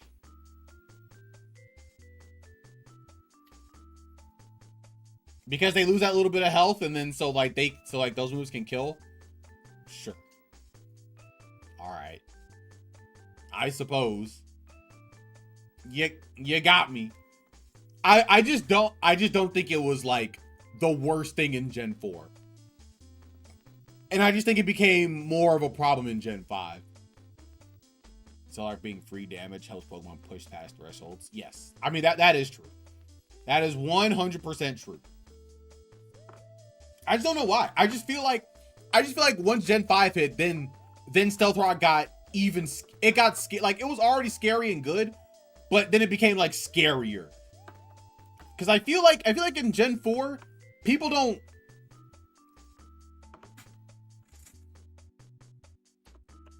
I feel like people don't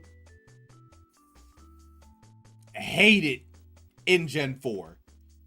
At least that's what I feel like. I could be wrong, but the general sentiment whenever I hear people talk about like Gen 4 stuff, I don't hear disdain like I hear about it in Gen 5.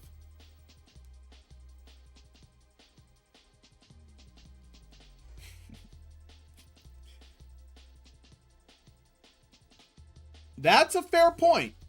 That is, you know, among other things, I suppose. That is relatively a fair point.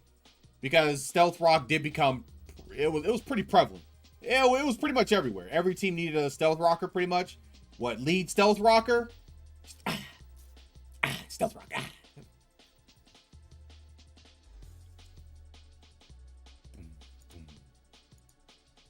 Did you ever watch the Silksong clip? You know what? You know what, Ace? I did actually watch that clip, and nowhere in that clip did they actually skip the boss. They just jumped over the eggs, and they never actually went past. And I was like, okay, well. And also they said that was the demo version and not the actual base game. So I was like, okay, well, hold on a second. This doesn't prove anything right now, actually, to me. Also, hold on a second. Clefable's not the #1 Pokemon in Gen 4 OU. Right? Clefable's not #1.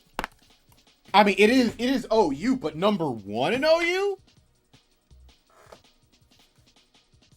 No, not officially. I mean, who is saying Clefable's? It's UU officially. No. I'm saying like who is saying? Because, you know, I know, you know, metagame updates, you know, it's not updated, whatever. But who is putting Clefable in #1 talks? I know people say, like, Clefable's OU, but #1 in OU? I don't think anybody's saying that.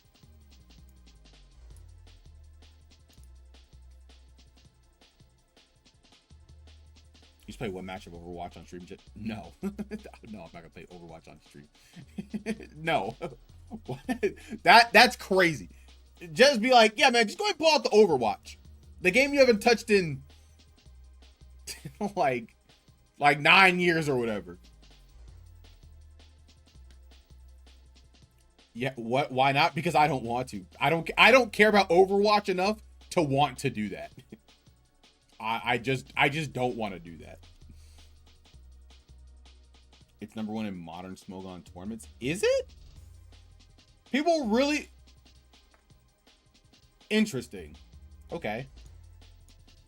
That's very, very interesting. I would love to hear some pros talk about Clefable. And if they really think it's #1. I would love to hear what they think. Okay, here's what I'm gonna do. I am going to go to the restroom, and when I come back, Loki, I think I'm just gonna finish Sonic 4 Episode 2. I think that's what I'm gonna do. So, BRB.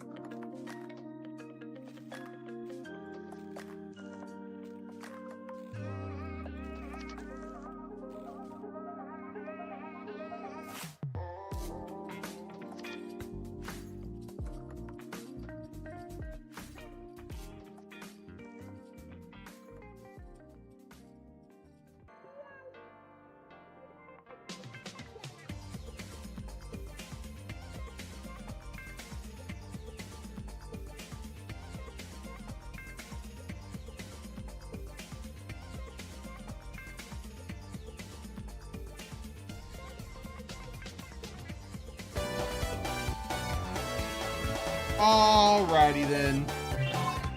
The main reason that it's surprisingly bulky when it's not getting blasted by constant chip damage. Yeah, doesn't Beyblade have pretty good? Is it HP?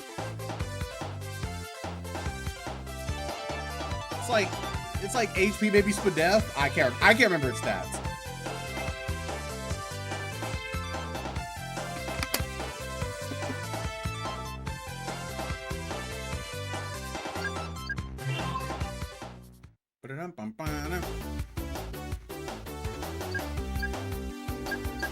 Okay, so before I go to the Sky Fortress zone, I guess I'll do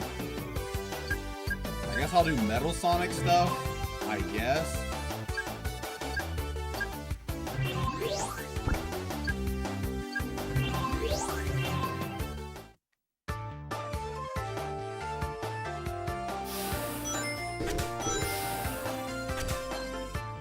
Metal Sonic's levels are kind of hard.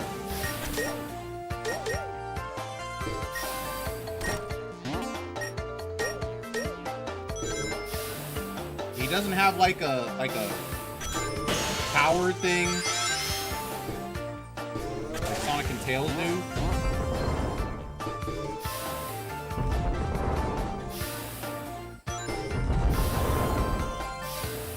Also, I can't go Super Metal Sonic.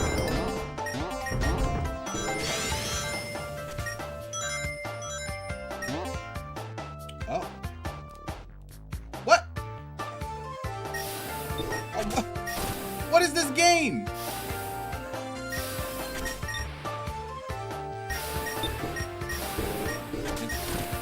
Ah!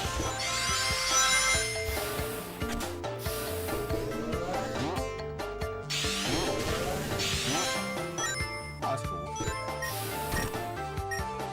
Why is Metal Sonic destroying Eggman robots? That is a great question, Fong. I was wondering the same exact thing, and I don't know. I literally could not tell you why he is destroying Eggman's robots.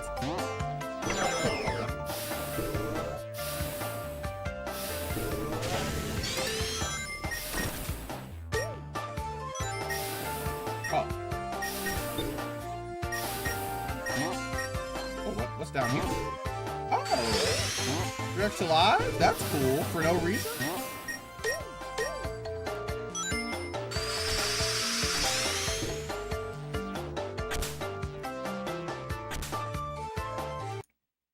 Metal Hero? I can't even watch that properly.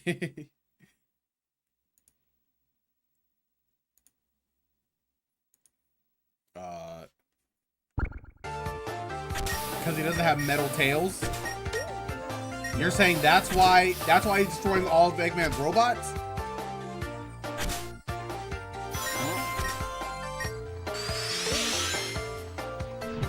Oh my God. Why is Metal Sonic doing this?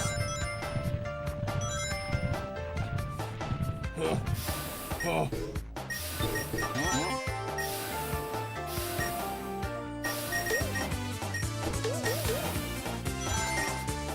Why can't I go Super Metal Sonic? Oh, okay. Cool little pathing right there.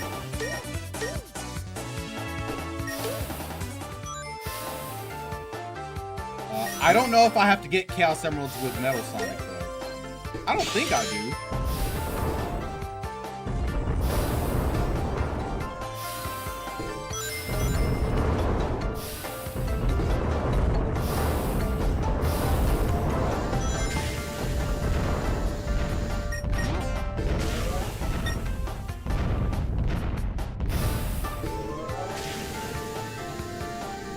I did this level so many times, I just kind of remember. Even if they add a few little things to it.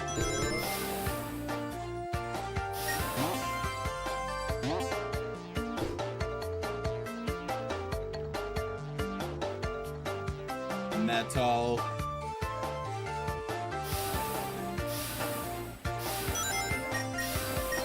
Oh, he turns into Neo in this game? Okay. Okay, alright, I see Metal.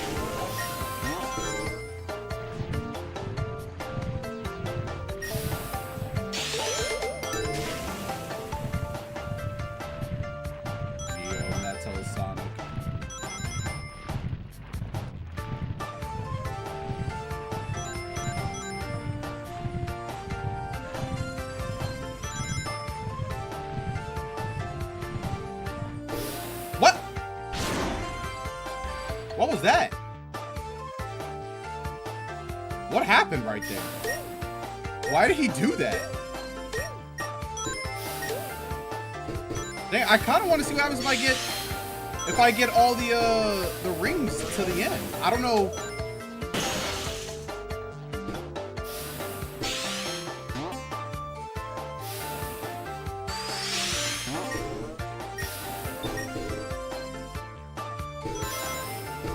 I don't think I'll be able to get 50 now. Man, that kind of sucks. All because I was low-key kind of cheated right there. Low-key, though. Alright, whatever.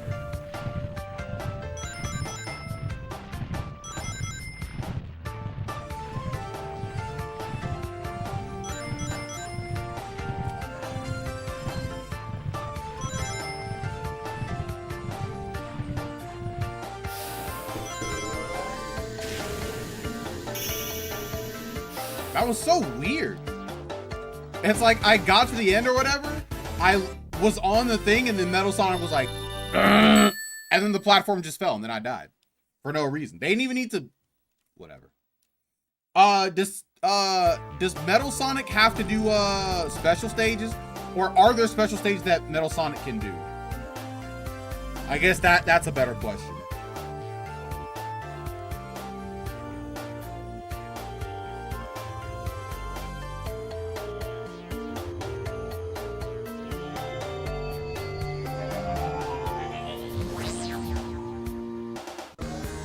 Oh. Oh, okay, all right, Metal.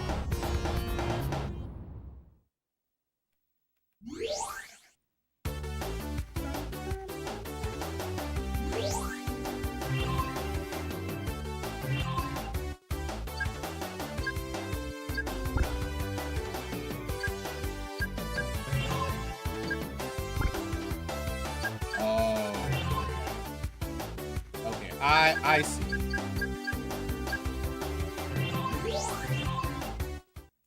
I guess you don't get any emeralds with Metal Sonic. I thought you would have, but I suppose not.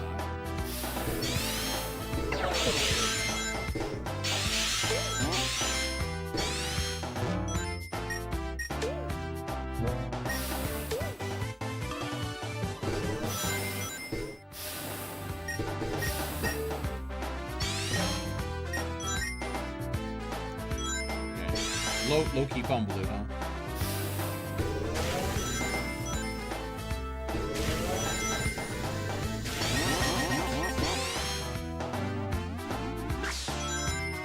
I'm just playing Sonic Episode 1 again. Woo!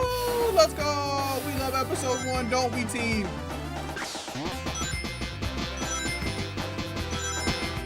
Oh, it's so cool.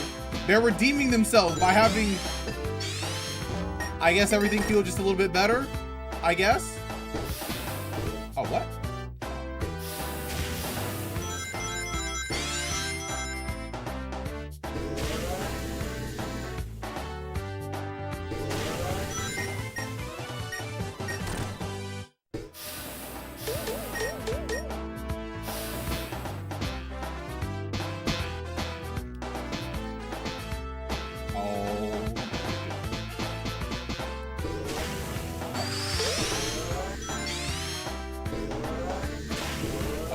I thought that was going to give me like a bigger boost, but it straight up just did not.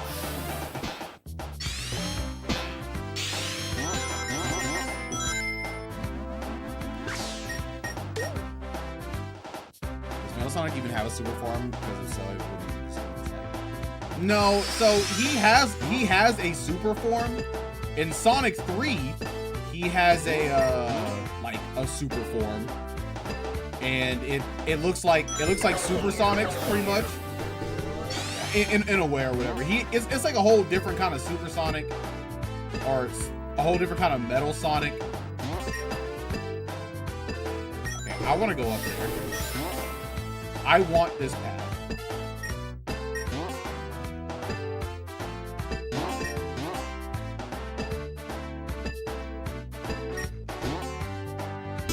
Oh, what?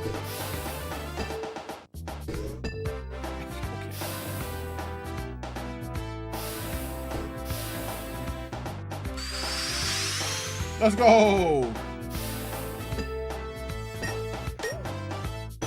Was it worth it? Absolutely.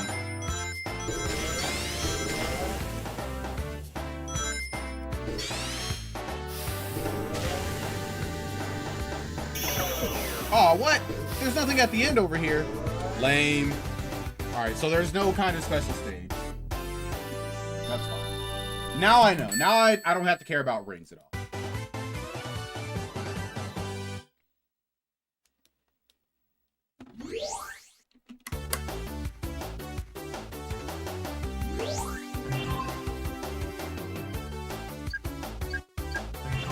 I guess this is episode 4. In Pursuit of Sonic.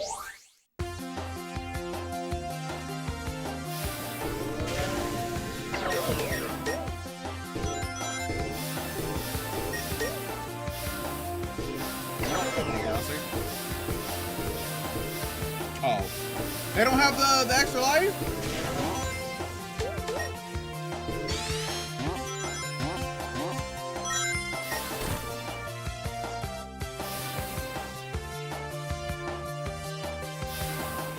Why did they make this its own episode kind of thing? You know? Like, why didn't they just make this as part of like the base Sonic 2, I guess? Like, why do I care about playing a whole thing with Metal Sonic? I mean, it's cool, I will admit. But I guess it seems so strange.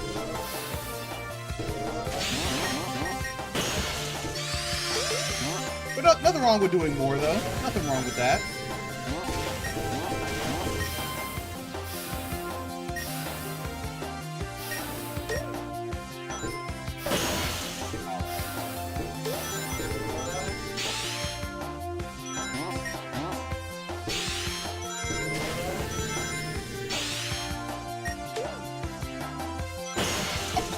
Bro, they're everywhere.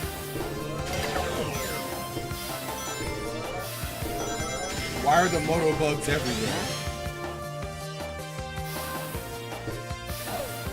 No!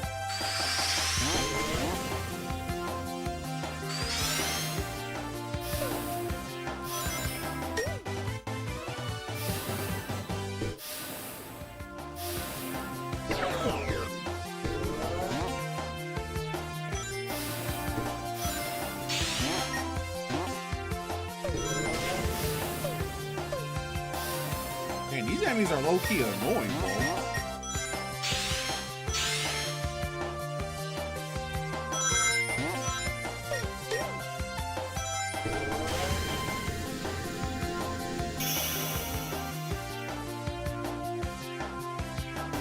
Do you prefer the white Super Shadow form?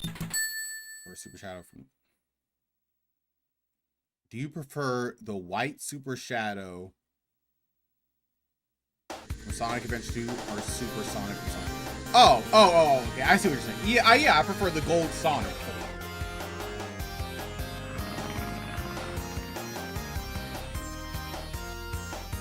Cool.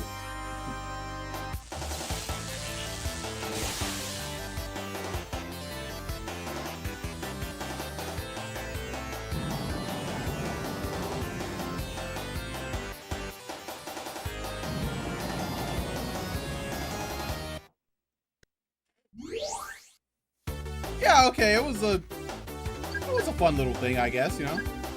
Nothing too crazy.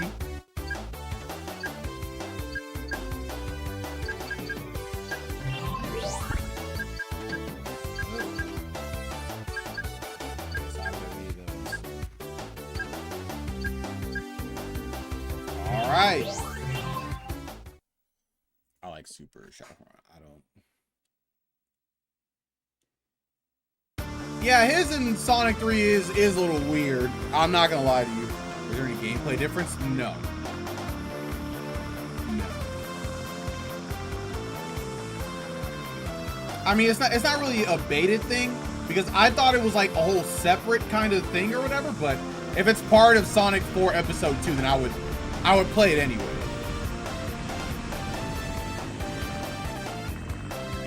It's like harder stages from episode 1, I guess. Harder versions of those stages. So cool enough, I guess.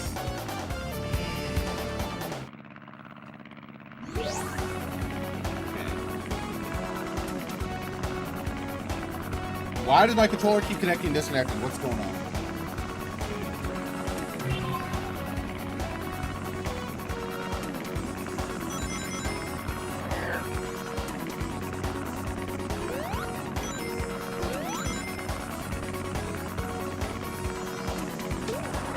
Oh, I thought it would like break through all of that.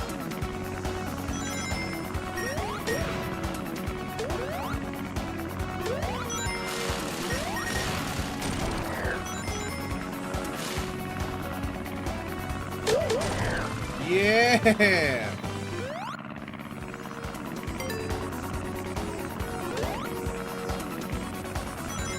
Oh, wait, hold on a second. Wait. If I get 50 rings. Wait. And there's Metal Sonic. Look at that. See? It makes sense why we did his episode now. Because we'd be like, what? Why is Metal Sonic here like this? That doesn't even make any sense. But now we get it.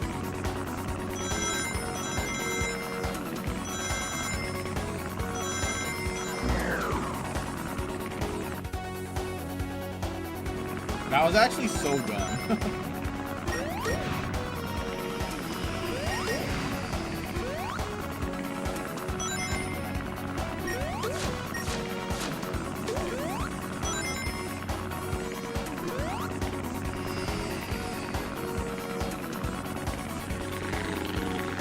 Let's go, Tails!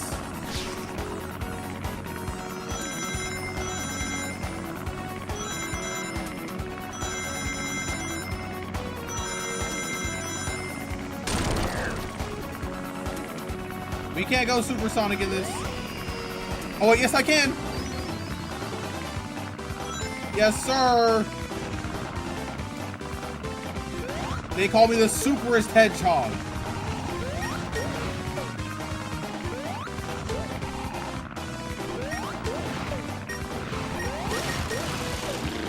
Wait, what?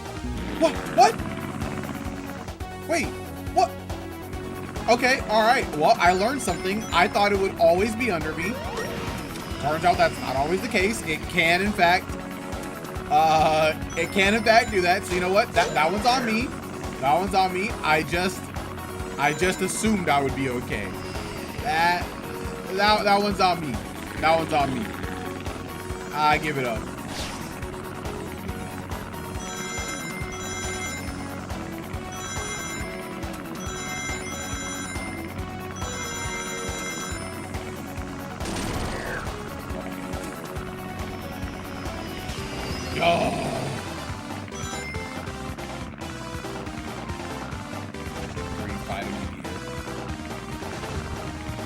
Oh, all right. Oh, whoa. Okay, so I did not know they would just let Sonic keep walking.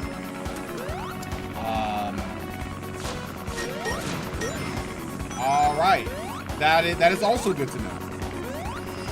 Nah, this isn't quite like the one in Sonic Unleashed. But that's because this one is more fun.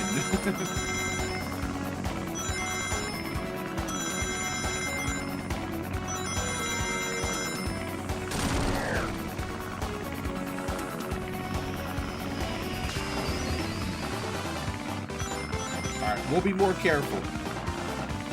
But I will be staying supersonic.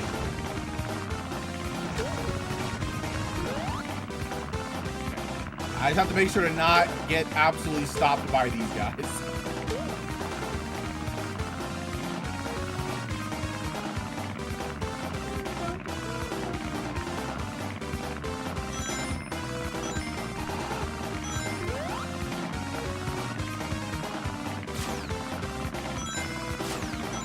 Yeah, he can't hurt me. Yes, sir. I'm super.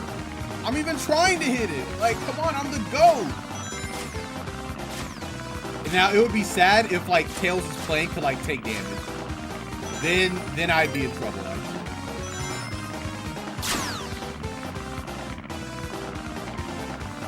Yes, sir. They call me Supersonic.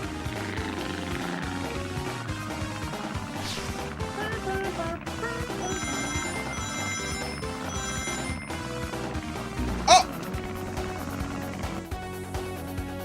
Now you see that one was on me. I was trying to be a little silly. I was like, oh, I'm gonna run into the whatchamacallit thing, and you know what? It's gonna be cool. It was not cool.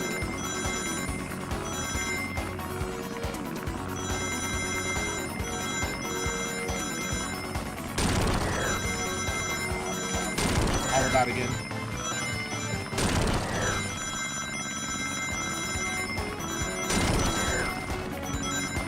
Oh my goodness.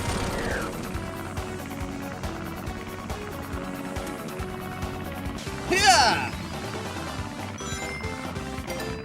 They probably have another one of those sections again.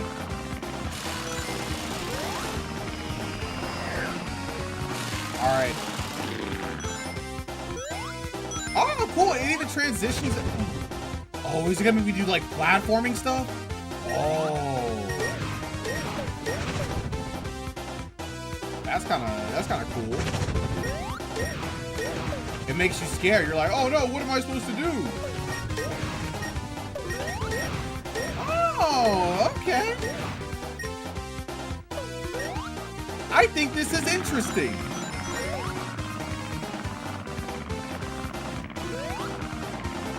Oh my god.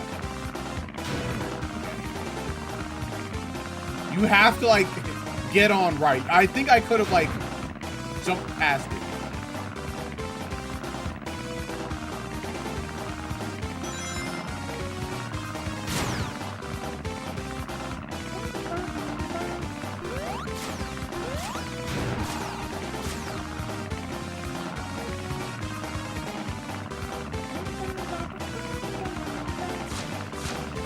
They can't hurt me because I'm Supersonic. I wish I was all became Supersonic. Bro, I'm saying, like, why doesn't he become super, like, with Supersonic? He should be super with Supersonic. Absolutely. I remember playing Sonic Heroes, and when Tails didn't go to, when Tails and Knuckles didn't go super with Sonic, I was like, I feel cheated. Because in Sonic 3, all right, Tails did go super with me. I think. At the bare minimum, you could go Super Tails if you play with him yourself. But I can't remember if you're playing, like, if you're, like, Supersonic with Tails if he goes too. But I think he did. It's been so long. Because he does have the super form. In Sonic 3 and Knuckles, when you get the Super Emeralds, he even has, like, little birds that are, like, super cool. And they, like, go out and attack him, like, hey, they were sick with it.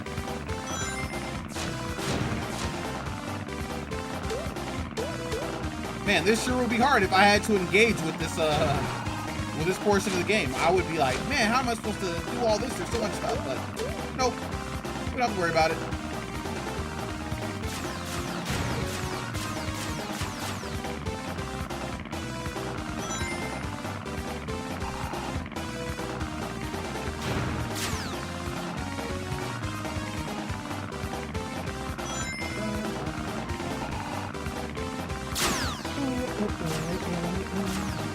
Where is he shooting? There's nobody even over there. What is he?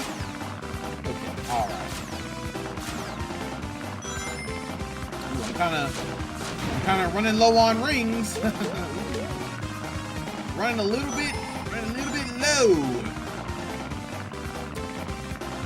It would be nice if the level ended soon. Sure would be nice. Okay, alright, it's ending now, I think. This was kind of a long stage, actually. It was like 6 minutes.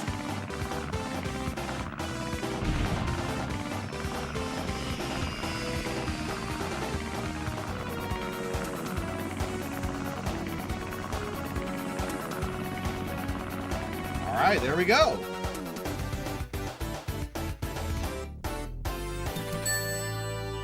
Sonic and Tails, easy. Easy.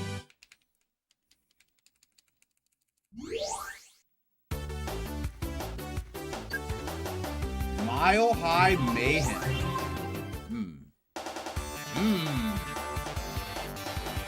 That's tough.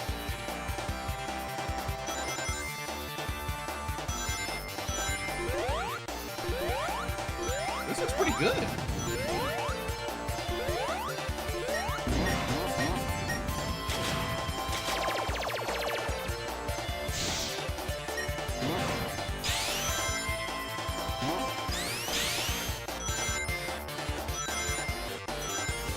You know what? I'll say it, man. Honestly, Sonic 4 Episode 2,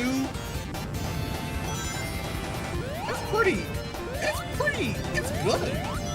I think Sonic 4 Episode 2 is a good one. You know, nothing, I don't know. If I'm comparing to the lens of like, is this a successor to Sonic 3 and Knuckles? That's a little bit harder to say. But is this like a competent Sonic game that's pretty fun, that looks pretty nice visually? Man, I think so, man. Oh, okay, gotta be careful.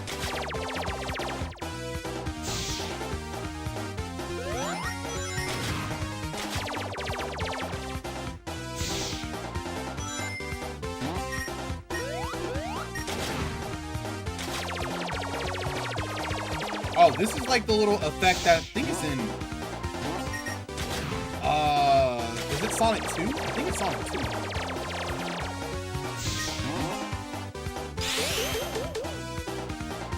I need more rings.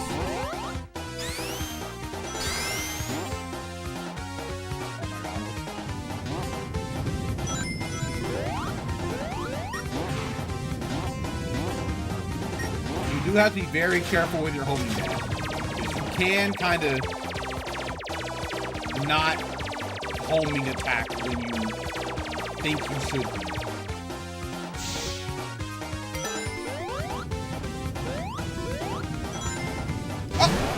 Oh my god.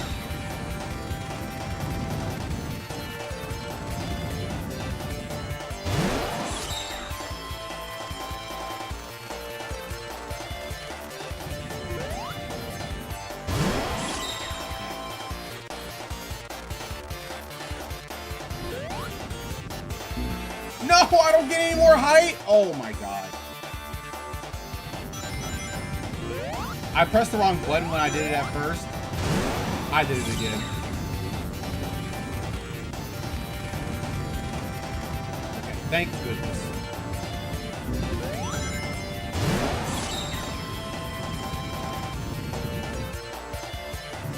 I guess I'll engage with the levels. Ah, Tails! Tails! I honestly can't believe that hitbox hit me if I'm gonna keep it a stack and a half.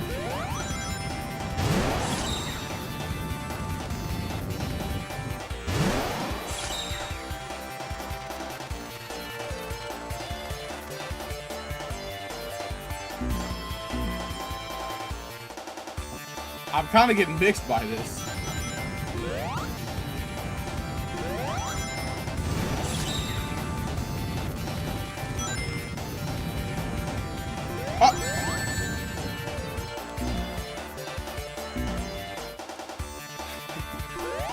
I've died so many times in this.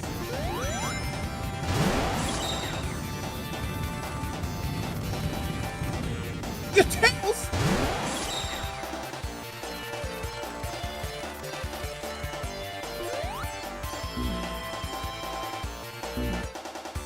Okay, what's happening? Do you think they should make Dark Sonic or Dark Spine Sonic canon? Dark Spine Sonic?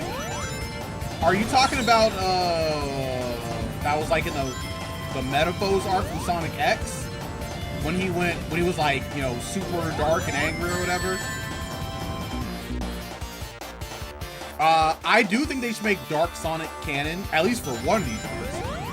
Because I think that would be pretty cool. I think they should also make Nazo canon. Nazo is also gonna be super cool. All right, he was gonna be a problem for the Sonic Warriors.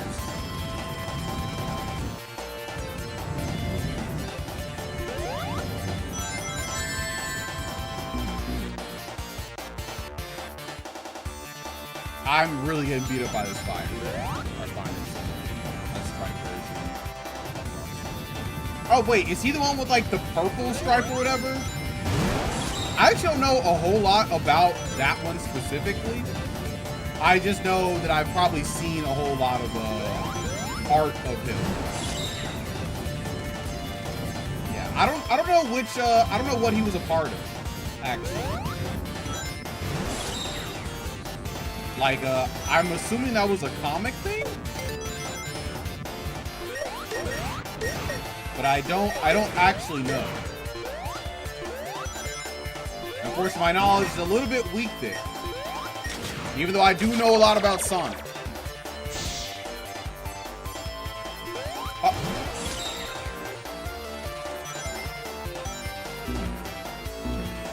I hate it when Tails does that, bro. I hate it so much.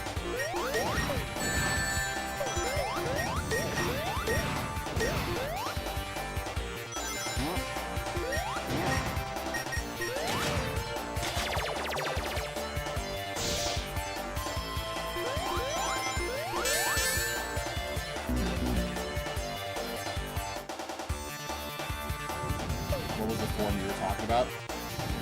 What do you mean? No, I mean, you confirmed it, right? You said it was the, you said it was the form like the dark, like the purple stripe or whatever. I was just saying that I didn't know much about that one specifically.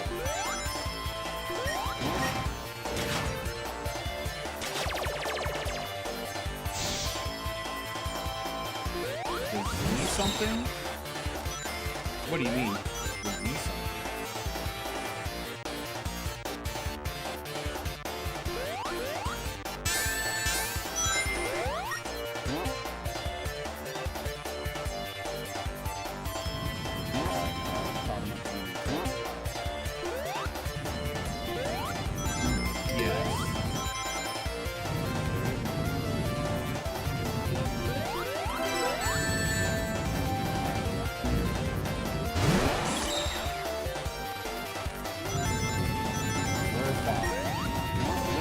We live.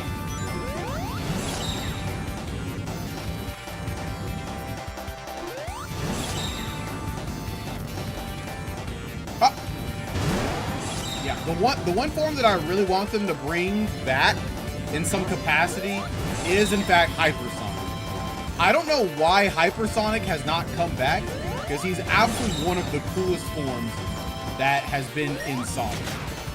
Like ever. Like he's just so sick.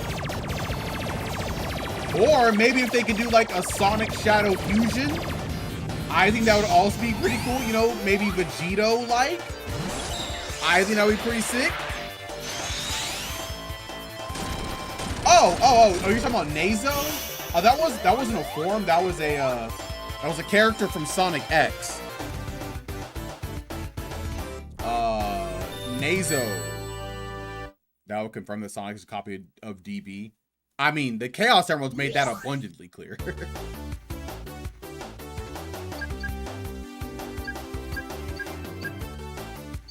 what? What happened? Oh, I skipped Act 2. Oh, whoops. I didn't realize I skipped Act 2. We'll just pretend I did this one first.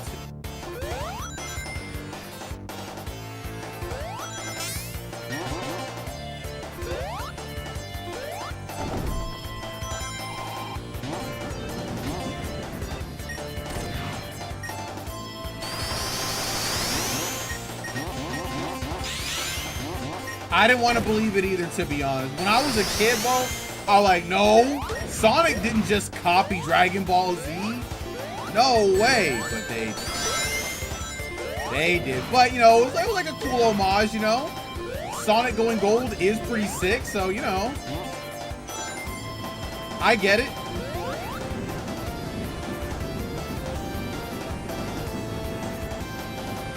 But Did they copy Dragon Ball Z?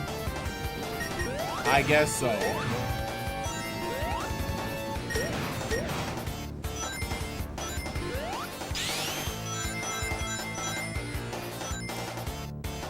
Oh! Tails!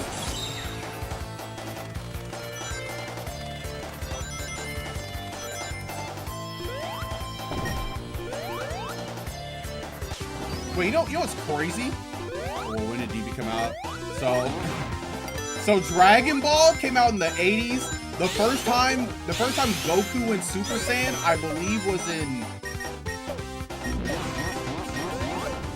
Oh, what year was it? It was before Sonic 2 came out. Let's see. Did Goku first go Super Saiyan? Because Sonic 1 didn't release till 1991, but Dragon Ball was already out like a decade before. And yeah, Goku first transformed into Super Saiyan in June 19th, 1991. Yep, June 19th, 1991.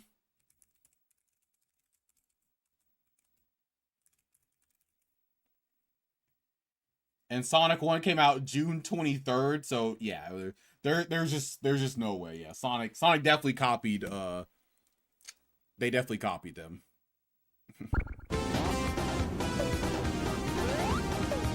Yep.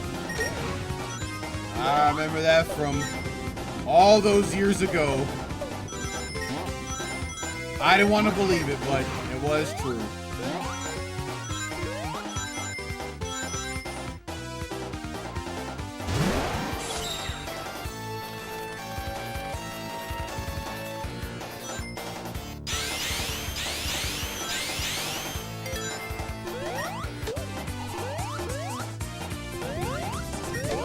Yeah.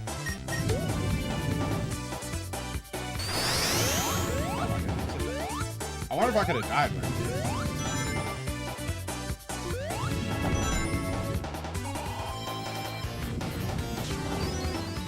Keep copying Pete. True! And Sonic is Pete, to be clear.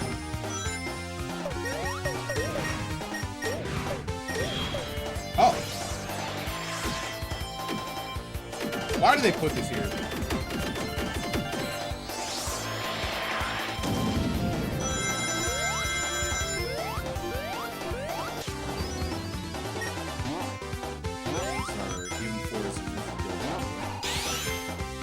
Wait, but you believe that though, because you liked Forces, didn't you? You were like, wait, I thought Forces was fun.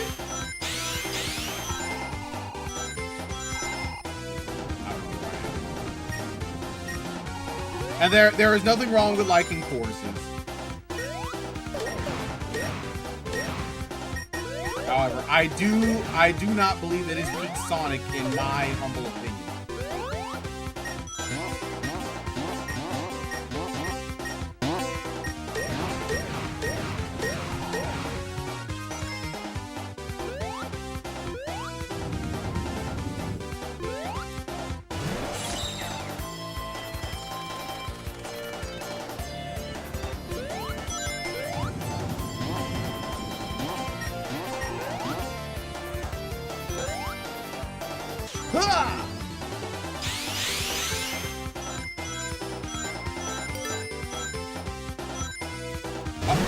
Tails, please.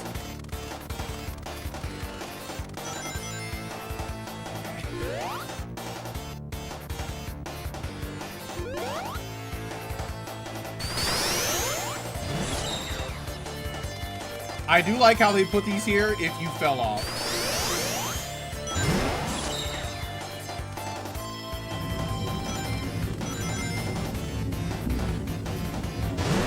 Oh! No! Oh, thank goodness. Wow, they are incredibly nice for doing that, actually. Incredibly nice. I like the idea of being able to make your own Sonic character and also play a Sonic too. Oh, you like making your own OC, huh? That was a very big draw of the game. People love making their own OCs. People love their little OCs. Okay. Okay, we already did this one, right? Wait, is this different? We will exit this one. I don't know if it took me to the right stage. Okay, it did.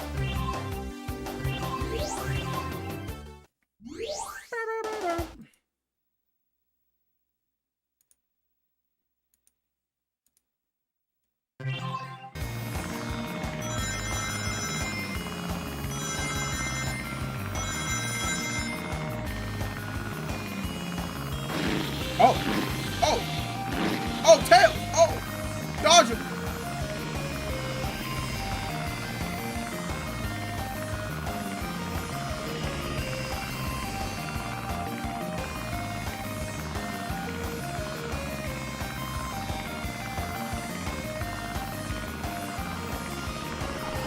Alright, what's he gonna do?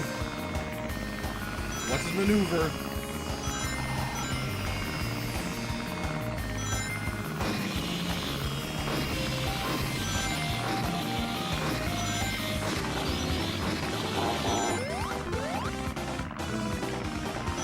I'm about to cook him.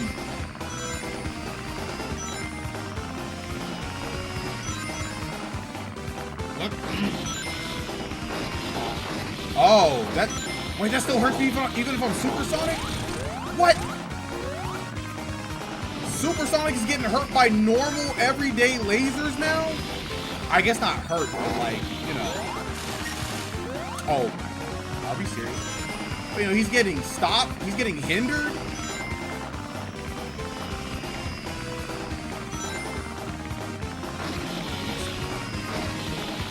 So, people don't like Sonic Forces because it is...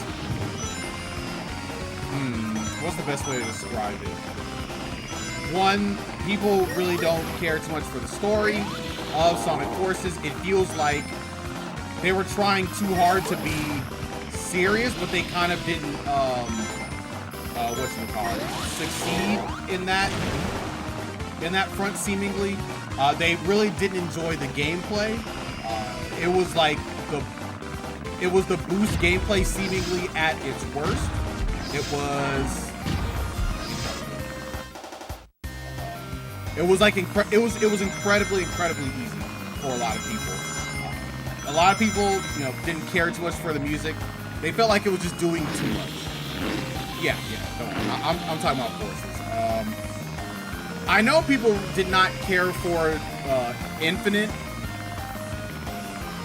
They were like, oh, he's whatever. People didn't like the regression of Tails' character, seemingly. Yeah. I think those were some of the biggest gripes. Also, people didn't like the fact that you could be your own OC, I guess. They thought that was kind of lame. But, you know, a lot of people did like that, though, so like, that's not even, like, a super bad point in the game, for the game or whatever.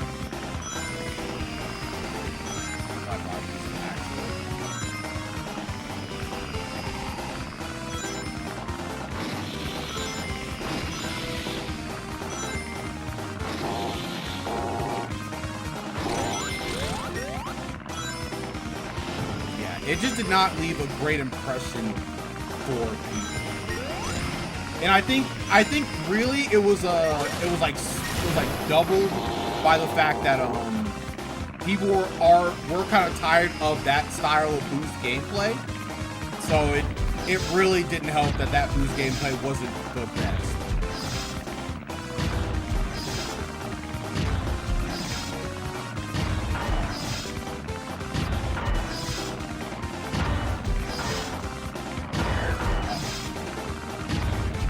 Get up close and then...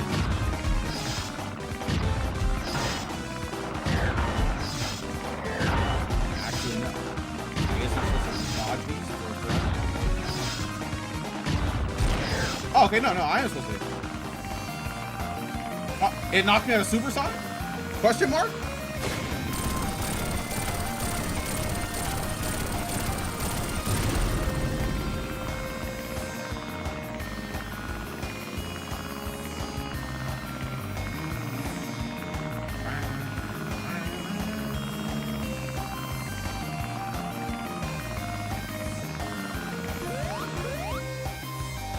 Knocking me out of Supersonic is crazy, though. Oh, okay, great. But I have not played.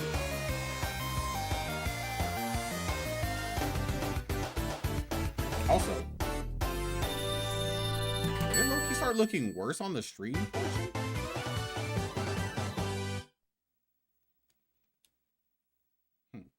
That's interesting.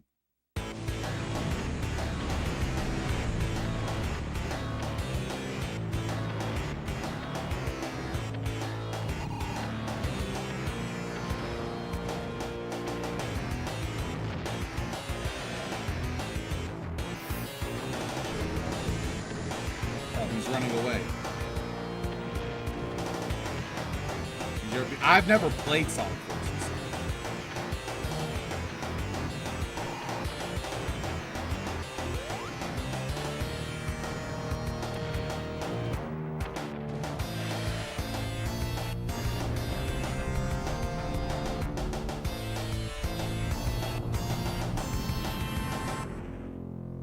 Looks like they're going to spin. Ooh.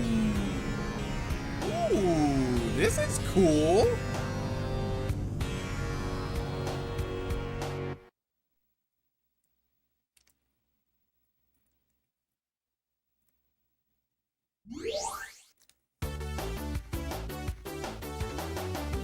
We got Death Egg Zone. Death Egg Mark II. All right, another Death Egg Mark II, I see. All right, one act, then a boss. Oh, it's just a dual Metal Sonic? Let's get it.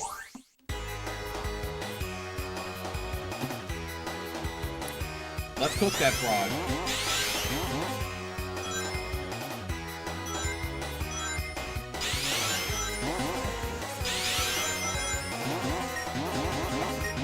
The stage is turning upside down and all around.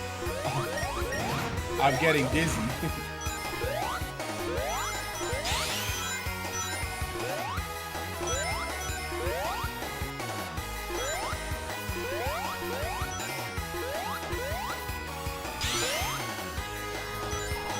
I need all the rings I can get.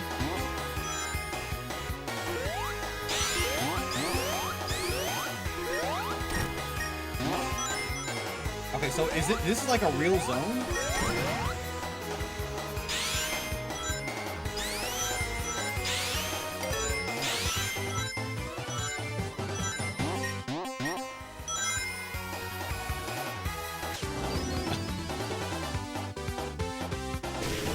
Hey, Eggman!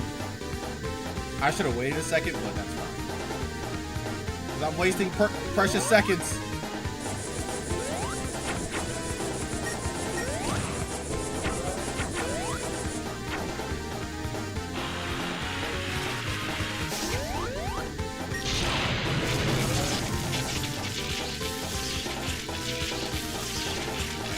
That's tough. He's already getting pressed by regular Supersonic? What a fraud.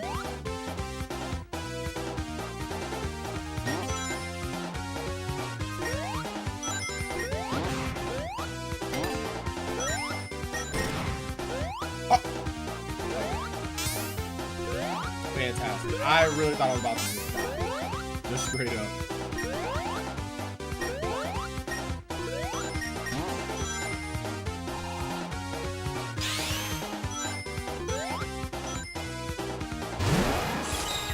Oh yeah, I forgot. I can, what?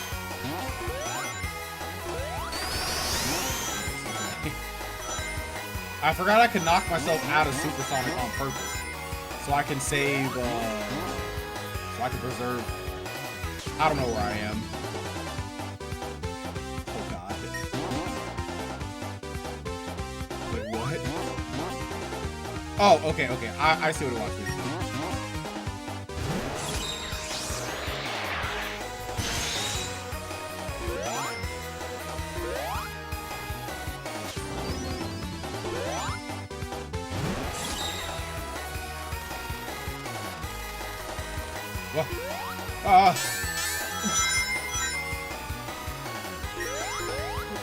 Sure. Fine. As long as I got 50, that's all that matters.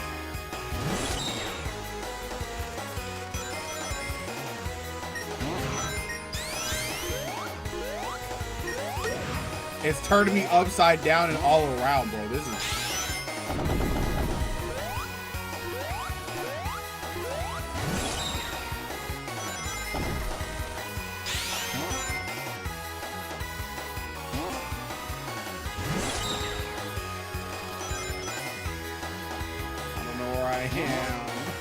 I don't know where I'm going. It's just bouncing me anywhere it wants to bounce me.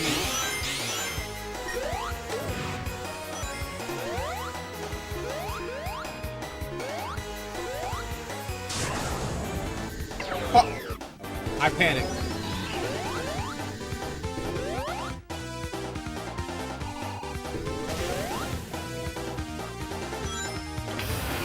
Oh, I'm supposed to beat him. Okay. It's literally over. I'm just too fast. No.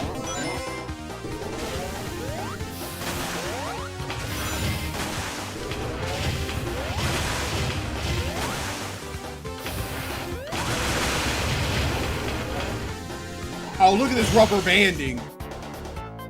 Bro, you can't beat Supersonic. He's the GOAT. Supersonic is just the GOAT. What are we talking about? He's so unserious.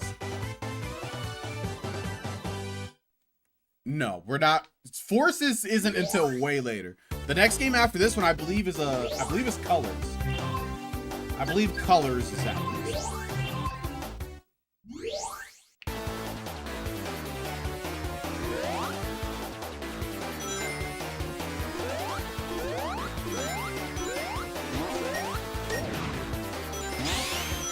Hopefully they give me Supersonic again.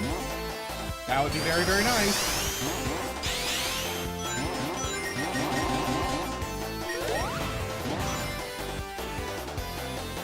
Okay, that's tough. They couldn't give me 6 more, huh? Oh, it looks like a heart.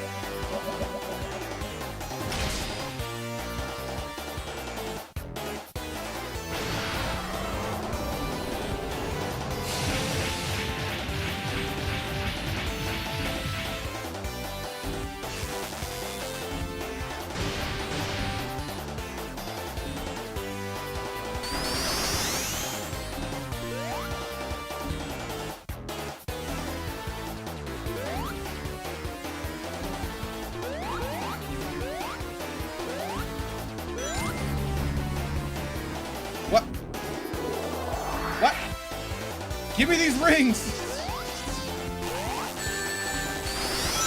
Lame.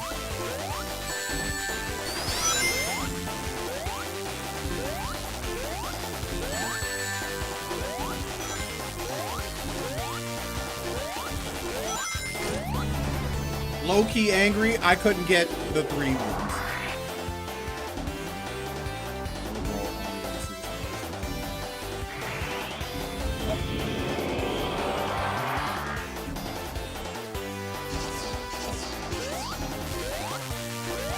I guess I have some lasers to worry about now, too.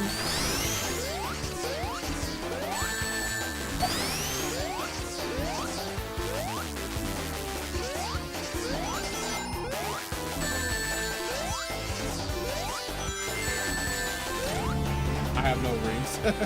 I have 0 rings. Uh-oh, that's a problem.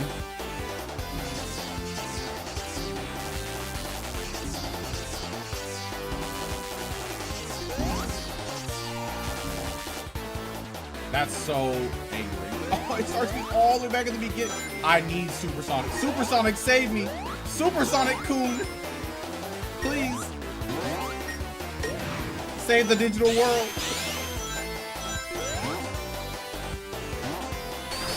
What if I do this? Oh, wait.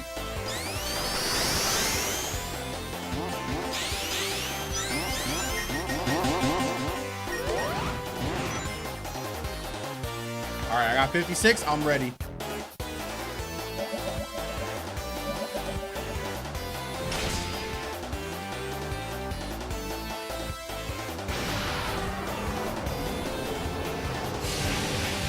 Well, the first time around, it doesn't damage you at all.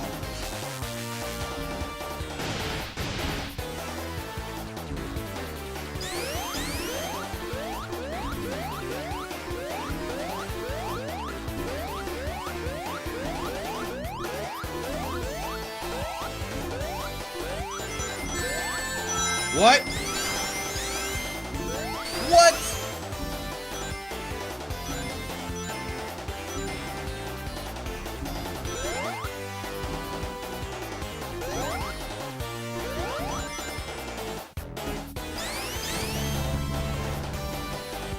No, there were literally 3 more. Okay, all right. I have to lock it. Oh, I gotta lock in.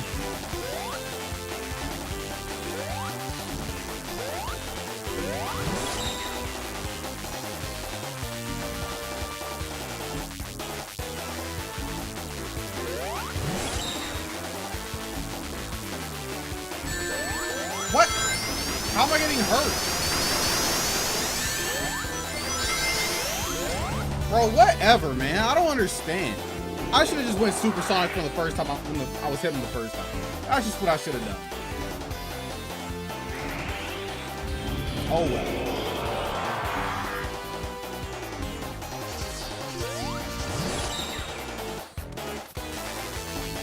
What?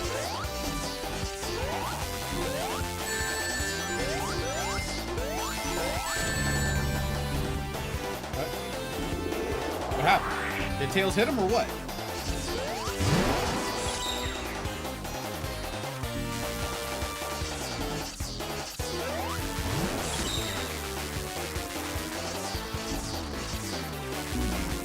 Tails! Tails, why did you do this to me, Tails?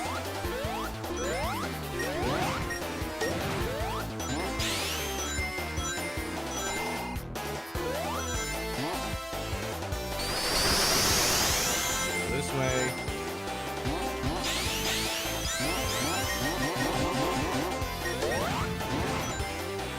All right, this time, I'm not even messing around. I ain't messing around with Eggman at all. I'm going to just cook him.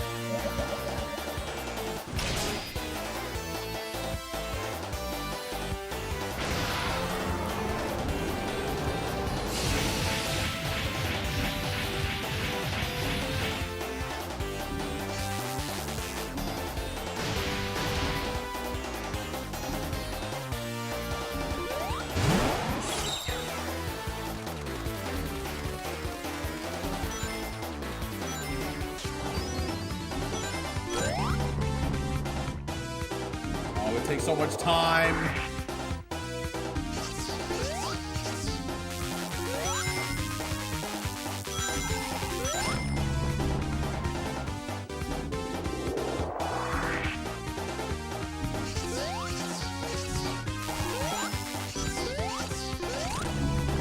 It's taking up so much of my supersonic time.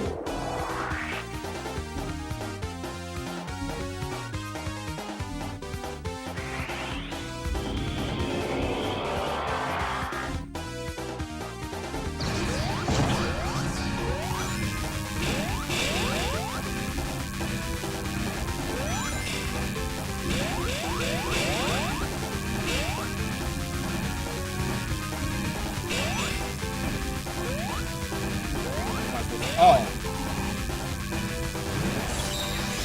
thought it was something like this.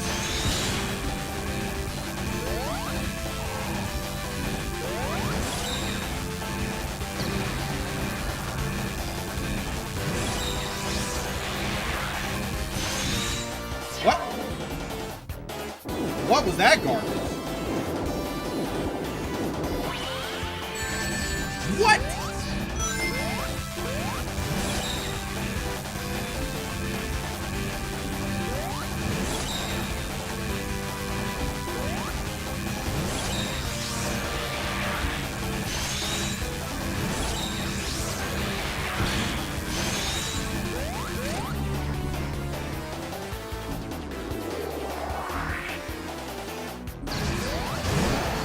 That was some garbage.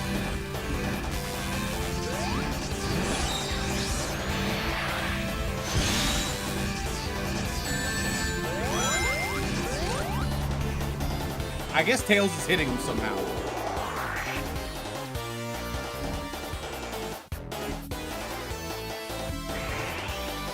Bro, what is he doing?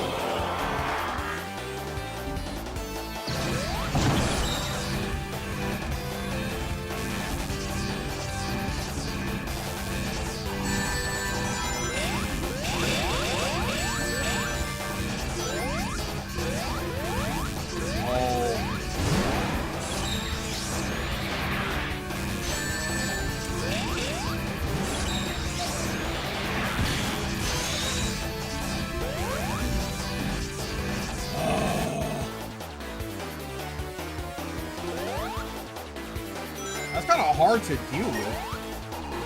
And oh, it's crazy because they force you to get out of supersonic when you're doing this. It's such a good idea that they put that like mechanic there, so you can't just cheese the fight, I suppose. But they don't know me because I can cheese them.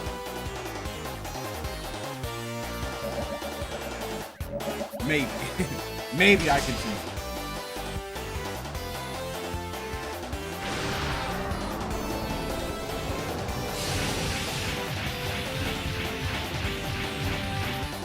Nah, never mind. I don't think I can actually cheese it.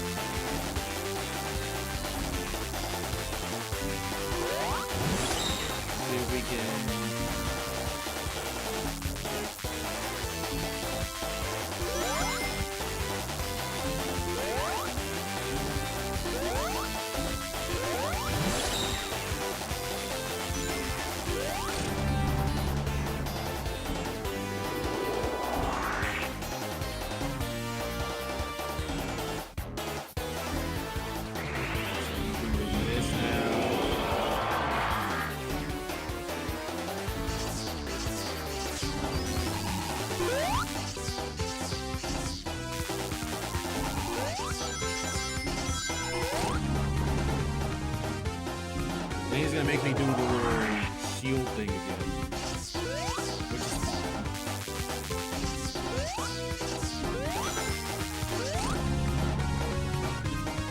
As long as I can keep 50, then maybe I can make this work.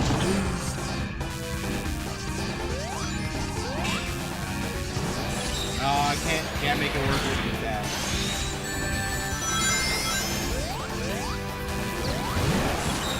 Oh, what?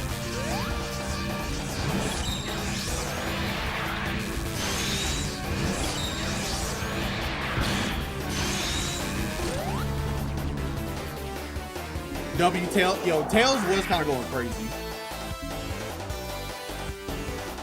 I think I need to do it 2 more times. 2 more hits should hopefully do it.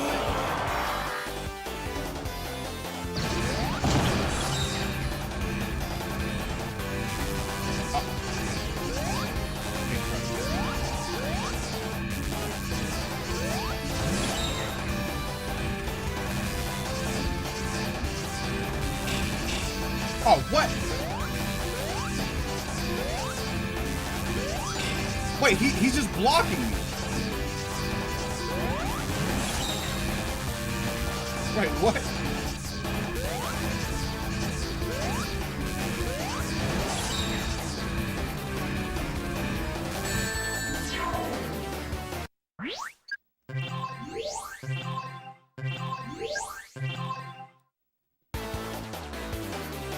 Why even wait?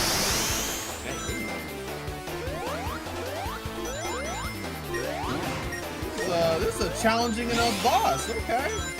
Alright.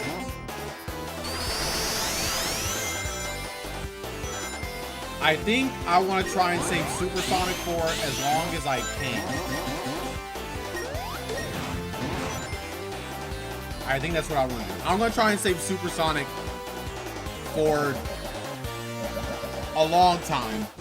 If I can get past the first shield phase and then go Supersonic, I think I can do this a lot easier at least. So we'll see. We'll see if we can make that happen.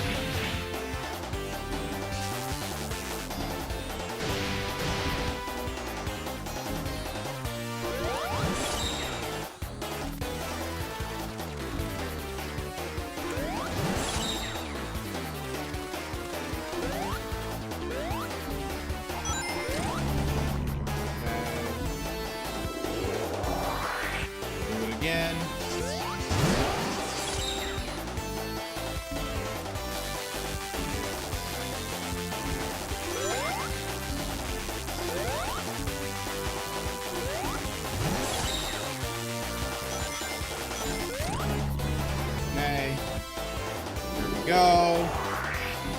Can I do it again?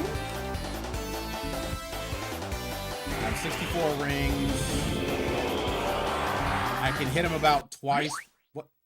My controller? Okay. My controller just decided to give up, I suppose, for a second.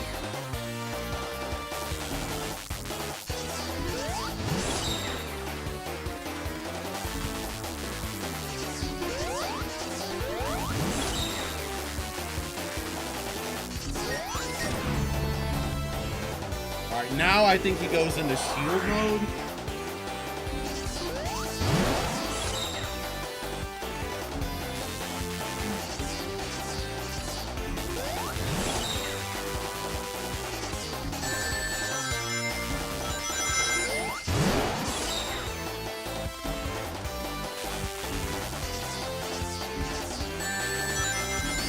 Well, I lost the supersonic play.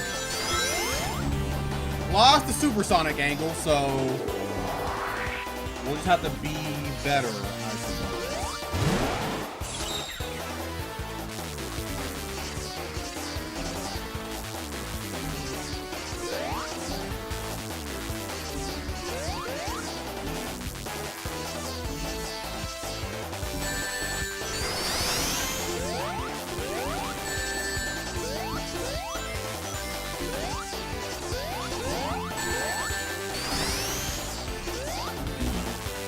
I'm like, whoa, where's the way to get up there? What is this?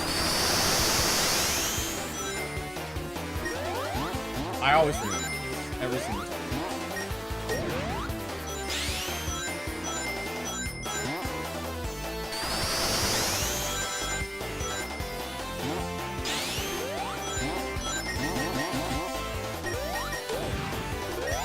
I wonder if there is a whatchamacallit, another boss after this. I would assume not.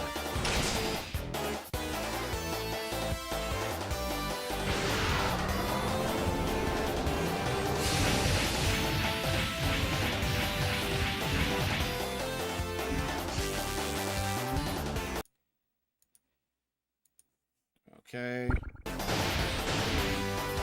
Yes, yes, yes, Eggman. We know, we know.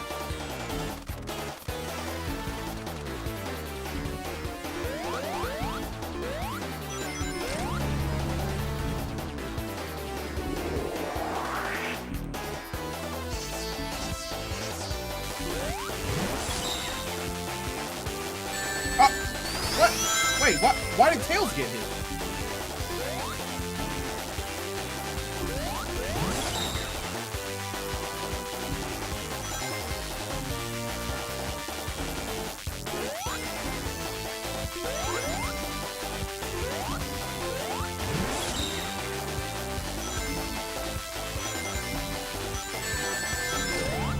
Bro, I literally jumped off. I pressed X and he didn't jump off. Why not?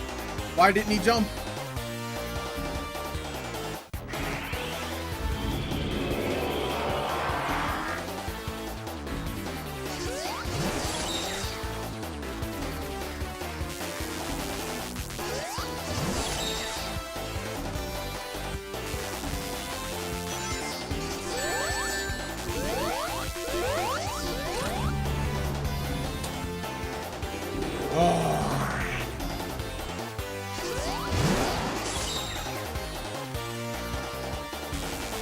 You know what? I just need to go supersonic and just get the first phase out of the way. I think that's what I'm gonna do. I'm just gonna go supersonic, get the first phase out of the way, and then deal with the rest of the level.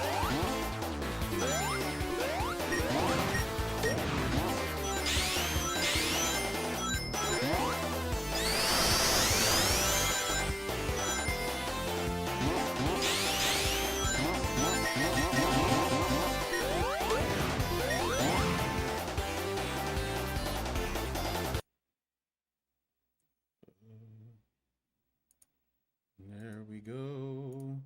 There we go.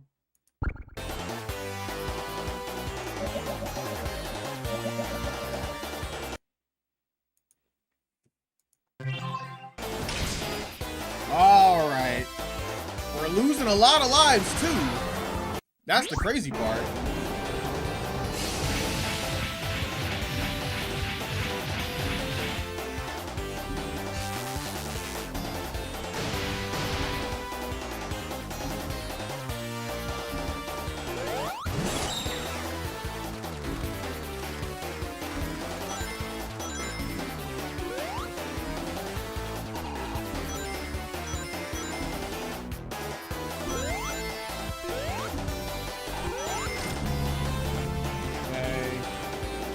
Hit him once.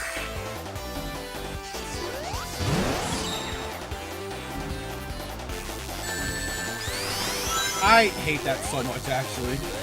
Because there was literally nothing there, so I don't know why that was like that.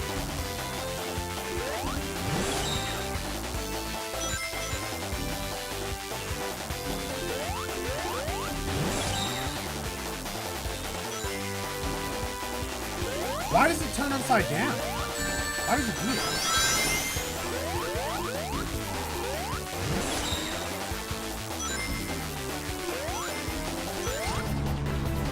Why does it turn upside down like that? Is it because... I don't know.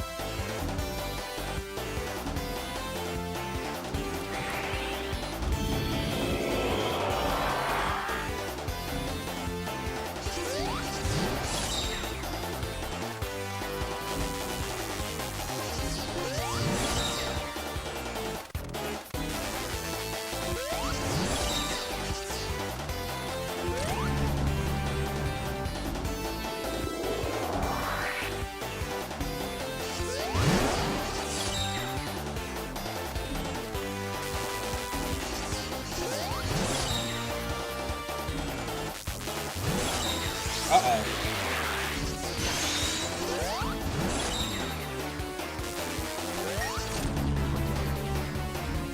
Okay, and then I think he's gonna get angry one more time for a second. Uh-oh.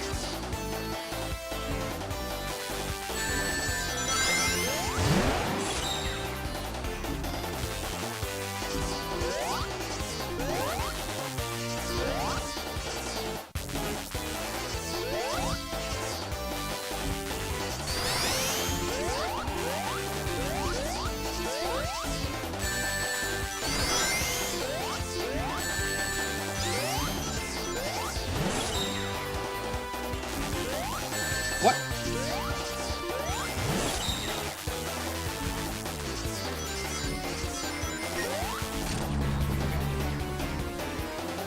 And then he's about to go into his shield phase. It's so hard for me to hit him, man. Oh.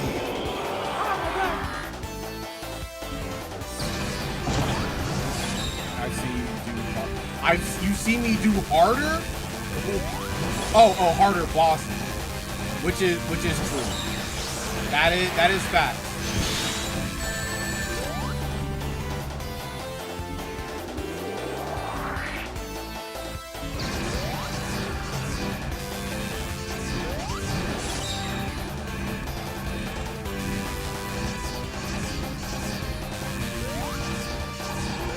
There's no ring. There's not a single ring here.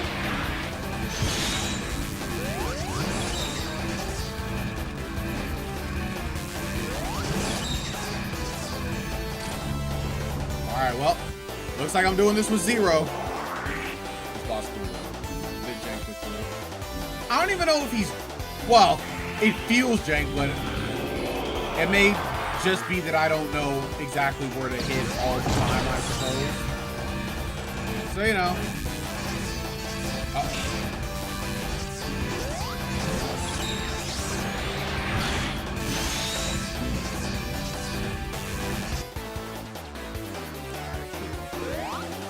Cool.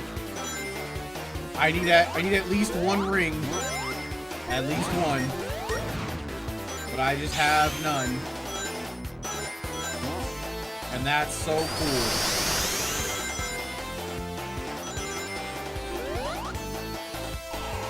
I wonder if I go this way.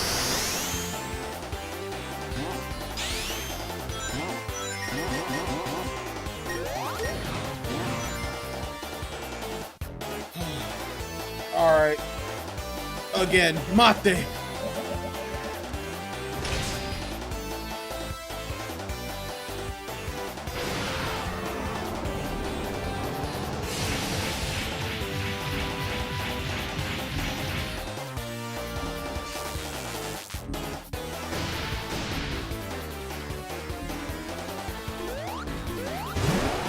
Alright, go up.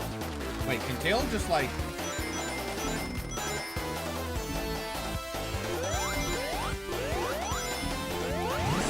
Wait, can Tails hit him with his tails? Oh, he can!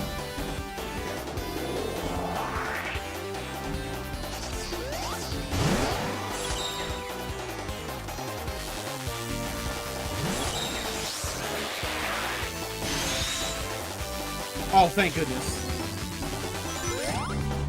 Okay.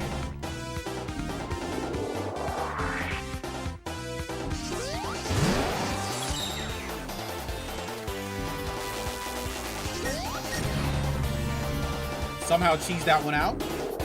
Somehow.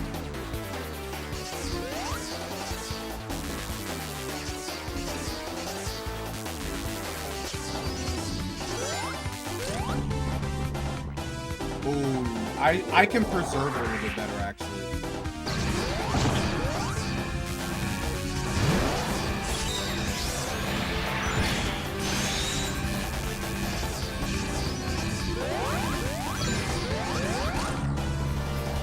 There we go. Oh! Oh, I killed him? Oh, wait, is it that Super Sonic does more damage? Oh, wait! Oh! I think Super Sonic does more, just straight up more damage, which is cool. There's not just like static amount of hits. Oh, that's cool! Okay.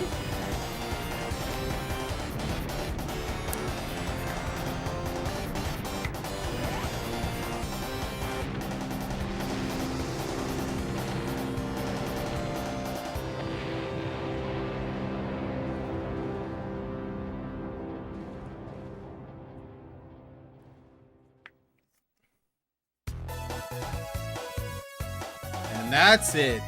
That is the end of Sonic 4 Episode 2. Let's go.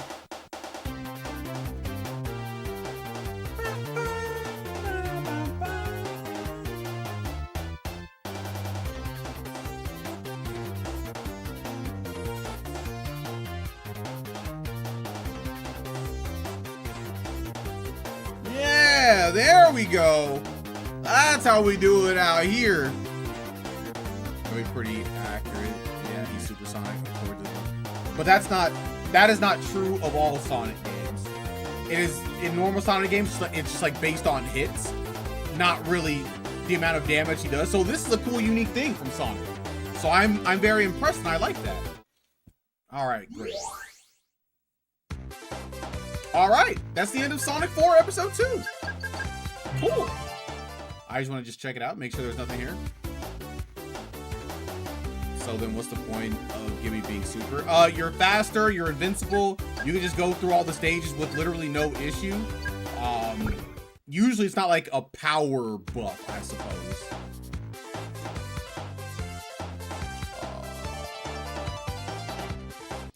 There we go. Sonic 4 Episode 2, done. Boom. Vamoose.